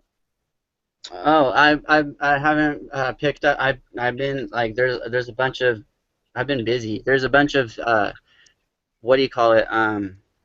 Notifications that I got to go through about that. What That's what I happened? mean. Like the I don't even programming know. is this this black cop or black guy got shot by this white cop, and the dude who is filming it is walking along the sidewalk. Do do do do do. He's filming it in between the fence. The two guys are in the park already, and I mean, if anybody is near an incident, if you even like you have these cop block people that go and film cops, you know, that are like, if you got somebody pulled over, you stop on the street, go to the side, not on the street, but you know, you go park and you go across the street and you film them. Well, one of those cops is going to either come over to you himself or call backup to come to you to say, hey, you know, you can't film us. And nobody came up to this guy while the cop shot him 8 times and no smoke came out of his gun. But people are so quick to just believe it instead of actually looking at the video and thinking logically through it, where there's no gun smoke. Everybody doesn't take a rocket scientist to know that when you shoot a gun, smoke comes out of it. But they're so busy texting it and posting it to Facebook and, you know, emailing their friends and, you know, sharing it and commenting and blah, blah, blah, that they don't even look at the video. I mean, that's all part of the programming, mind control, you know, agenda. Yeah, You they know, just grab it and then send it. They don't actually like look at it first or anything, and they can. yeah, they don't Sort even of look. They don't even think exactly. outside the box. And then if you think outside the box and you point out, hey, there's no smoke coming out of that gun, oh, well, you're a conspiracy theorist, terrorist, communist, you know, all kinds of shit, crazy. And All it's those like, words. wait a minute, no, I'm thinking. I'm just thinking. We're Yeah, just people. We're just people like you, and we think, unlike you. yeah. I've had friends totally disassociate themselves with me because of bringing up chemtrails, you know, that I've known for 20 years. And Yeah, it's I like, know how you feel. I Well, I wasn't. just prefer to call it geoengineering when talking to just out there people because they respond better to that than the chemtrails. Yeah. And a lot of people, even if they don't get it, you know, they might go, like, okay, for instance, I was moving, so I was on the phone with Time Warner Cable and changing my internet, you know, getting my internet service moved, blah, blah, blah. I'm on the phone with the representative dude, and, you know, he's, like, trying to upsell me on a smart system for my house, and I'm like, dude, I don't even watch mainstream media, much less, I definitely don't need a smart house setup, you know. And I just threw the chemtrail thing out there, and he was really interested. And whether they're interested or not, he probably got off the phone with me and immediately looked it up, right? Even if they look it up for themselves, they go to the bar that night, talk to their friends, and be like, hey, you know, I was talking to this chick and random on the phone. You know, and the word kind of spreads like that. You know, whether they believe it or not, even if they look into it, it might click the light bulb on. Yeah, it's about seeding the information to the people, and then they do whatever they want with it. Yeah. Because even If if they it's get not now, interested, then they'll go search. If they're not interested, they're just gonna hide their head, and go about their way. Like I've had people that told me like, I'd rather remain in bliss because ignorance is bliss. I don't want to know about things like that because yeah, I'm happier not knowing. And to me that seemed just like a cop out, but whatever. yeah, it's like, you know, I was talking to a friend of mine the other day, and we weren't even really talking about the stuff, but, you know, I'm sure she's been around me enough to know that that's a part of the conversation, because I don't care. I try to bring it up to whoever I'm around, whenever, and not like force feed it, but you time it into the conversation. You know, so I wasn't even like timing anything into the conversation or anything, and she was like, you know, I like McDonald's. I don't care what's in it. I like it. And that's, you know, and so you Wow. get that a lot. Yeah, Yeah. ignorance is bliss until you got a Russian tank coming in your neighborhood with grenades, rounding you up I to miss put you somebody on. that used to work for McDonald's for like 10 years or something, and to this day can't like not go buy a McDonald's and not go to it in a sense. It seems like it's still programmed in there, and I've Yeah, tried to give the information. He knows the information, but not doesn't want to, I guess feed into. It's probably because of choices, really. It's like we only have as fast food. If you're a busy person, you can't sit there and cook yourself something. Then you gotta go by choices, right? And the yeah, choices are based on what you remember and what you remember liking, like what tasted good to you. yeah. So Like it's inconvenient, you that know. becomes part of the programming. And then is what they do is they constantly do the commercials to reinforce that programming. Yeah, So you want to yeah, come here. You want to come here. This is the place you want to go, not the other place. This one. yeah. And they don't even tell you that there's tons of shit in your own front yard that is edible, but they program us to cut our yard as soon as it starts growing. It's crazy. But hey, I'm so sorry, but I have to hit the road, man. I'm traveling to North Carolina to go work on my homestead today. No problem. Thanks for having you. I mean, thanks Yeah. for coming in. Look forward to the It's next good time. having you. There we go. I mix words sometimes. Thanks. Talk to you later. All right. Peace. Peace out. So back to myself. Now, I guess, let's see. What are you guys talking about? Work never disappoints.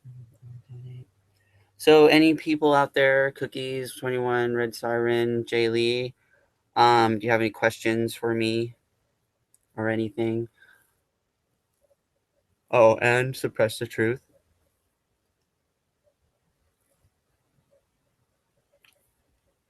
I was going to just go back into the information of the programming occult symbolism they use in the world.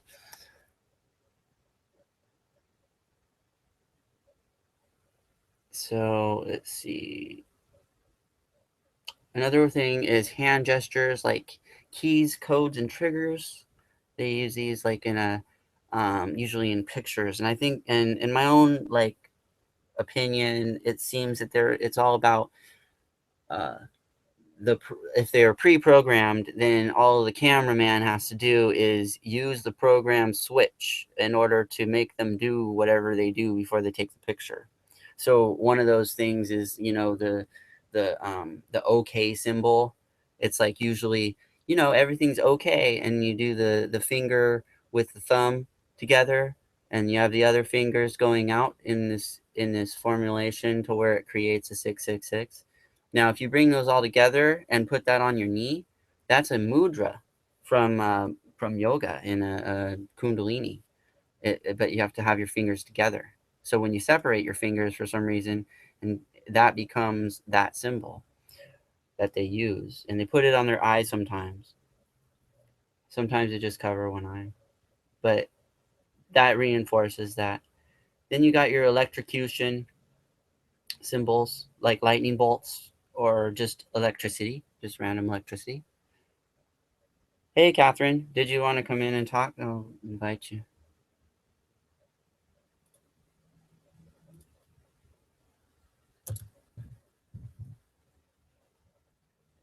Oop.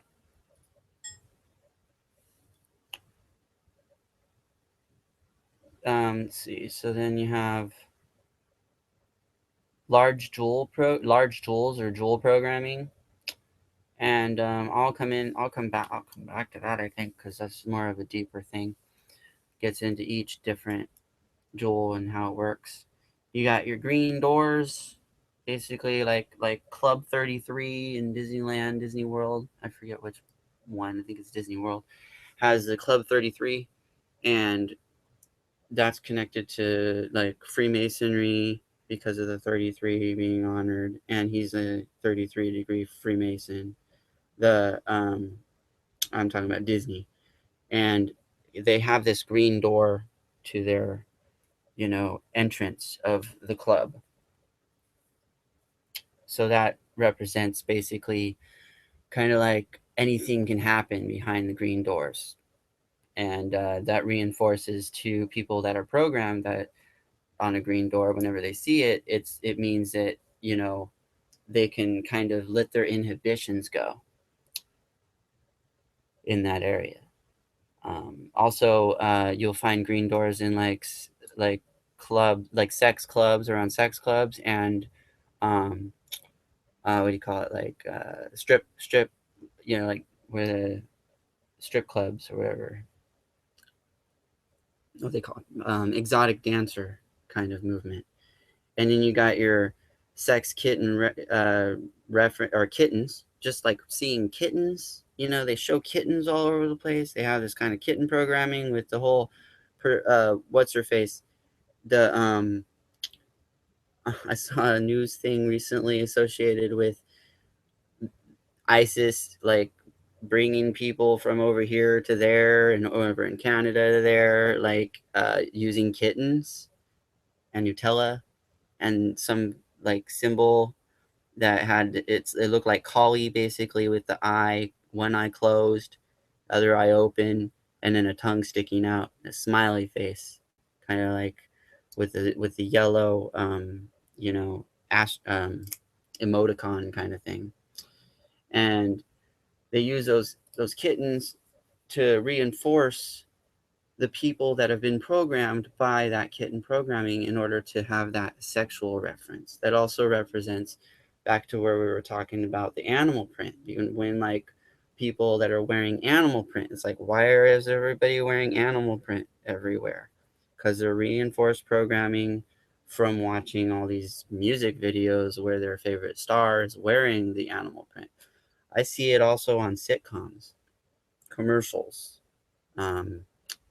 joke, like comedy, like stand up. It doesn't really matter. It's like everybody's either programmed to wear it already, or they're not, or they're gonna they're basically,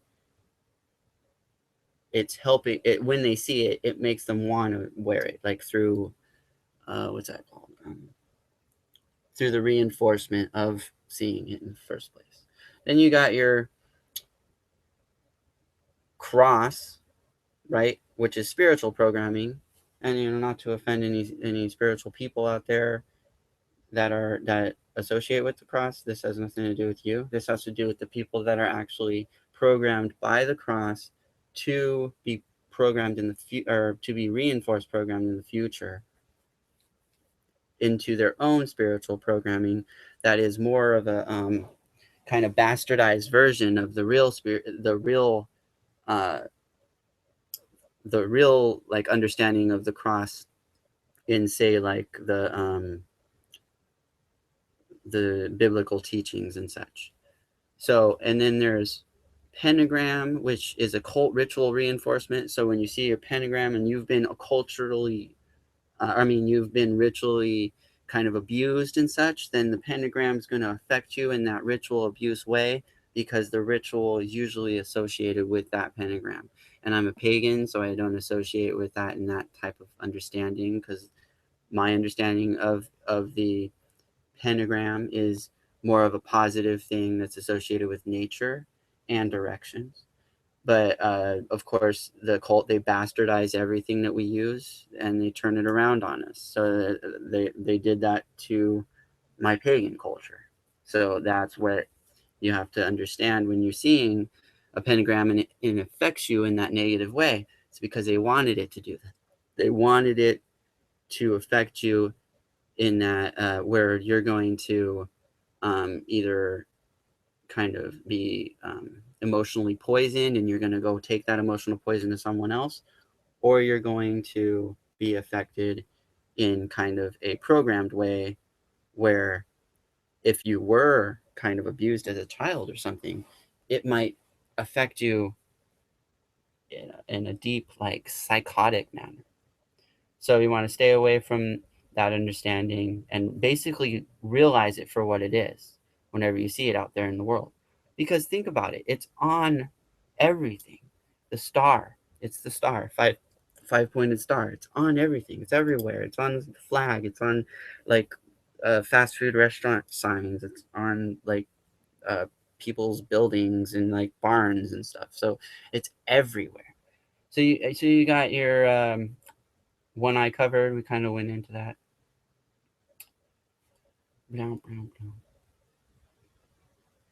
And that brings us to like subliminal messages. And of course, there's several types out there. There's the kind that you see in movies. There's the kind you see in like magazines. And in the magazines, they use things in order to kind of get you influenced without you noticing that you're being influenced. They use things like visual embeds. And the tips to see them, you must be relaxed. You just got to look at a magazine. Like look at the front of the cover. Just the front. Any magazine you come across, just look at it in the front cover. You must be relaxed. You can't like look everywhere at once. You just got to kind of like look at one spot and let it sink in, because what they do is they use these contrast color schemes and they're just ever so light. So if you don't notice it, you won't see it. But once you see it, you can't not see it. Oh, so you have to be objective and open to reason. And then you must observe it for more than 10 seconds. If you don't observe it for more than 10 seconds, you're not going to actually see what it is.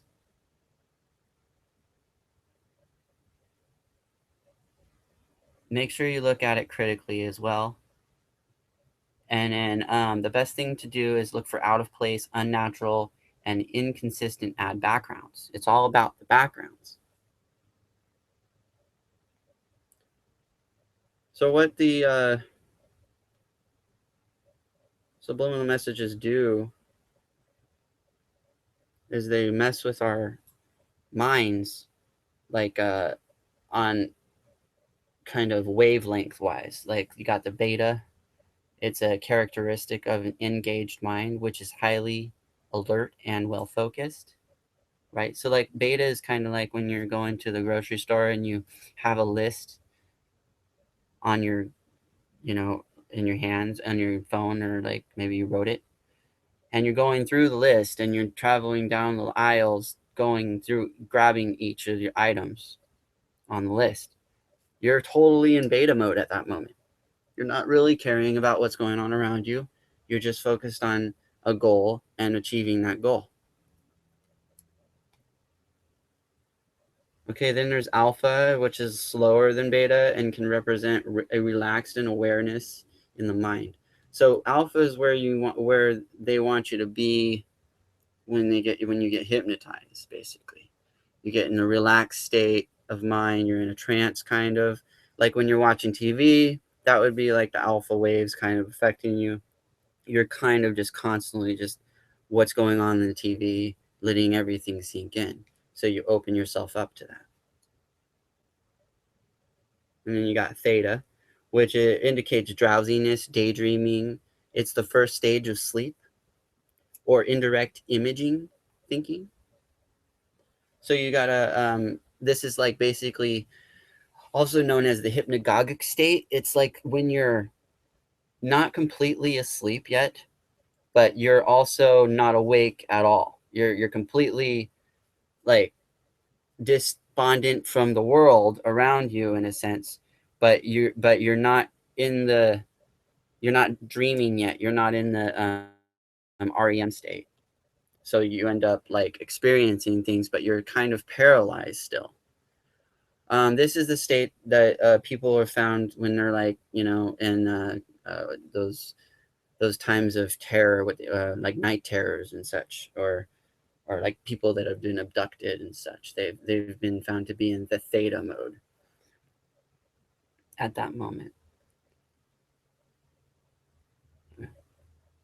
And then you have delta, which reveal deep sleep or low wave subconscious thinking. So this is out. This is when you're so far in a deep like trance that you don't even acknowledge that anything's going on around you. And it's not just sleep; it's more like you're so far asleep that somebody's banging something outside your door and you can't hear it. Or you have like things on your ears.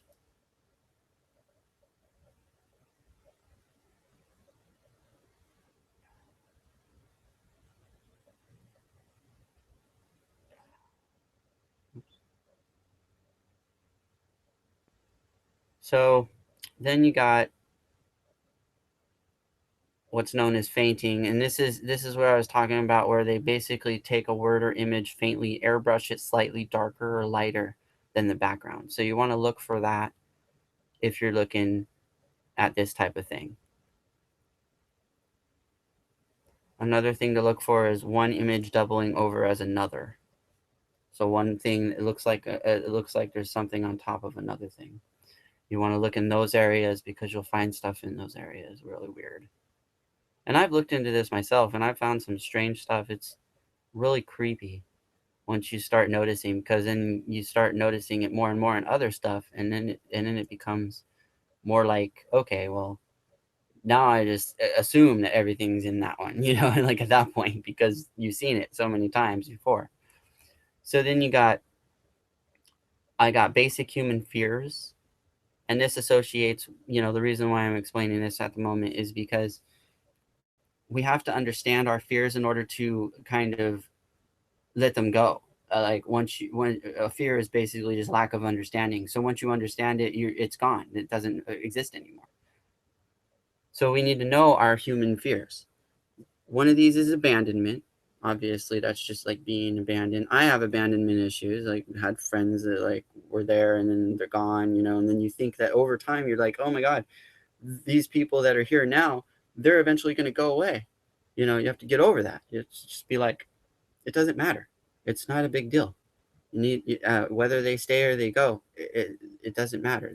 They may come back again. It's you have to get over that. That's part of the issue behind abandonment in the first place, or just abandoning a thing, like having an object that you just don't want anymore. You're abandoning it, or maybe you do want it and you have to abandon it before for some reason, like you're a hoarder or something. Those kind of issues. Those are fears. We need to let those fears go. Deprivation. That's just deprived of something.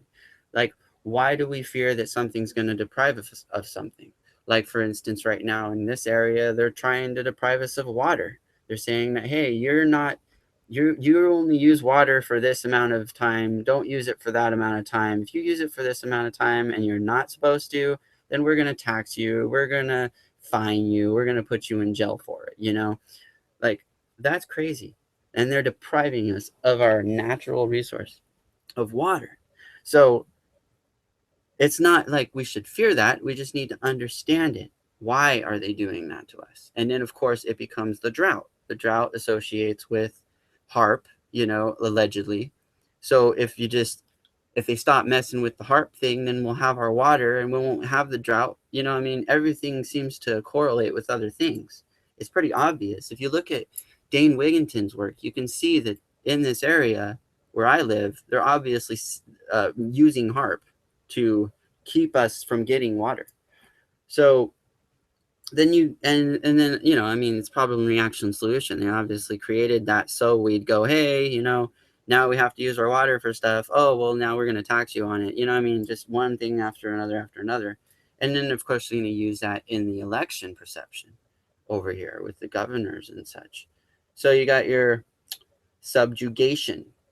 I don't even know what that one means. Subjugation. I'll have to look that up. Do you guys know what subjugation means? Anybody out there? Anybody out there? Oh, wow. All right, we'll just come back to that one. Mistrust. Okay, that's pretty easy. So they're being mistrusted. That's just an element on every level. Like basically, they seem to push that agenda in the TV a lot, like being mistrusted by your best friend, by your lover, by like your next door neighbor. This agenda seems to be out there. So I think that what we need to do is not mistrust. We need to trust and formulate trust within people by communicating with them on a deeper level that's outside of, oh, hi, how are you doing? Oh, I'm doing fine. Oh, great. Well, have a nice day. I mean, you got to have like a deeper conversation than the general, what we're kind of, like set up to say to everybody that we come across, if we come across people, or even not even talk to anybody at all, just like turn your head and walk away, walk right by them. And then you have unloved, which is usually caused by neglect. Like, so being neglected by someone creates an unloved notion, and you end up, that goes back to the abandonment things. Like, you feel like the other person's neglecting you because of being abandoned. But then that's all on your own perception of yourself and how you feel about the people that's no longer there. It's like a matter of letting that go and then having it come back in the future. Then you have exclusion. Exclusion. So that's exclusion. Exclusion. What's that? What the fuck? Okay, so excluding something. Why is that a human fear? Why being excluded? Okay, now I get it. So it has to do with when you're singled out, like you're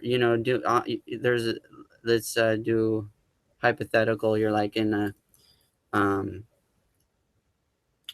picked for teams, and you have like the people going, hey, you can go on my side, and the other person goes, you can go on my side, and then so forth and so on, and then you're like the last person, right? So then you're excluded from both teams basically, and then they have to pick you. One of them has to pick you because you're the last one. So then that's a fear because you don't want to be the last person. So how do we get over that fear? Jump in would be the answer to that. You need to jump in and be part of the program so the people are aware that you exist and you're able to go and do that process, whatever it is. If it's like get in the team, then you need to be the person in front of the person that's the picked last, at least, not the last person. And then you will no longer fear that.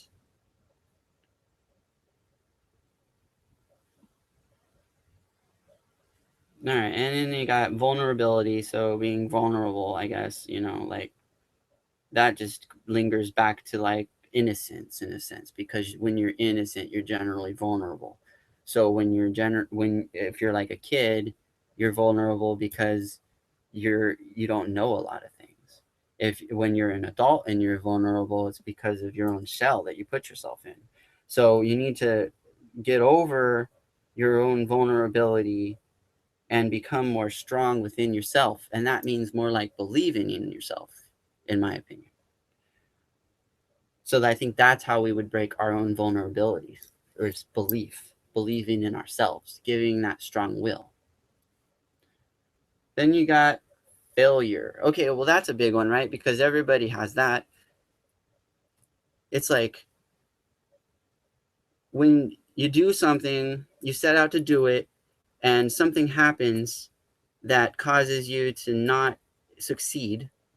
There's this deep like issue within yourself that becomes that fear of failure. Like, now I'm going to fail every time because I failed this one time, I'm going to fail again, and what I say to people that tell me that is, don't focus on your failures, focus on your accomplishments. Don't get yourself into this whole I'm going to fail every time, because you don't know that. You don't see the future. You're not going to be able to know that you're going to fail. You can always try and get better, and that takes practice. So whatever it is you're trying to achieve in that goal can be achieved if you put your mind to it, obviously, and you will achieve it eventually. It just will take time, and you have to be patient. That's what I would tell that person. You know? So what? Then you have, and I would say, um, don't fear the failure, because if it just happens, it happens. Don't focus on it though. And then you got your perfectionism. Oh yeah, that harkens back to the wearing the animal print, right? Because that's about being perfection. It's like that, but why is that? Because it's in fashion. Fashion shows this false perception of reality of how we should be. And I'm like a model, so I understand that. I like to dress up and get into other modes and stuff, but like it definitely loses that soul aspect. You have to step back and become a person again, because like once you're just this model form, then you're an object, and you're just pushed and prodded and pushed and pulled different directions to do things and to be things and to formulate your face different ways. So you have to step back and be yourself at times, and not be so perfectionist. Not everybody has flaws, and you need to embrace those flaws. Be yourself. you know don't like allow someone to tell you how to be, unless it's like for a certain purpose that you allow. That would be the best like advice on that count. And then you got and also associated with perfectionism is, don't look in the mirror so much, because the mirror kind of formulates this judgment on yourself. If you look in the mirror all the time, then you're going to be judgmental on yourself all the time. Once you stop looking in the mirror so much, you won't judge yourself so much, and therefore you won't be so perfectionist on it, and you won't have that fear of other people perceiving you as some sort of way that you want them to perceive you, and you won't care. It won't matter anymore. So it's just better to get out of that. And then you got entitlement. Okay, so the entitlement, I don't know why that's a fear, but like it seems like it should be like something that we don't get too involved in, because why would we want to it's kind of like an ego issue. Like why do we have so high of an ego that we need to show ourselves that way and be some form, like I think it comes back to pride in a way, because there's like this this way about, I don't even really understand that, because I don't deal with it myself. Do you guys deal with that, like entitlement? Like it's like foreign culture, or foreign understanding to me. So it's like I don't fear it because I don't understand it. But I mean, it's not a lack of understanding in the sense of because I'm fearing it. It's more like I just don't care because I don't understand it. But but I know that I'm not entitled. That's for sure. And I don't care if other people are.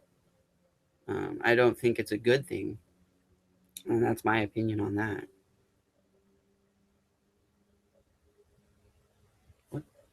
So anyway, you guys, do you have any questions? I'm gonna go ahead and end the session today. We'll come back in a later time.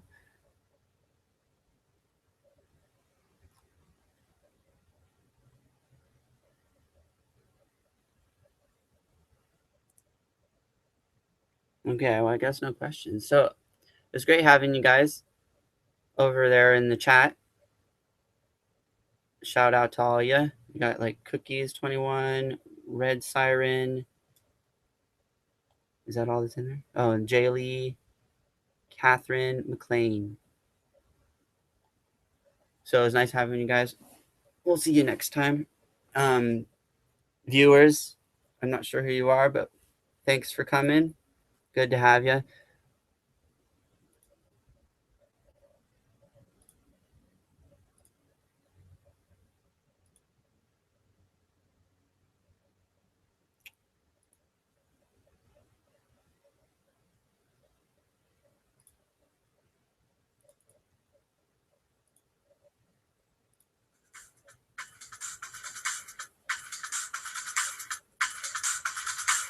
And remember, do your research.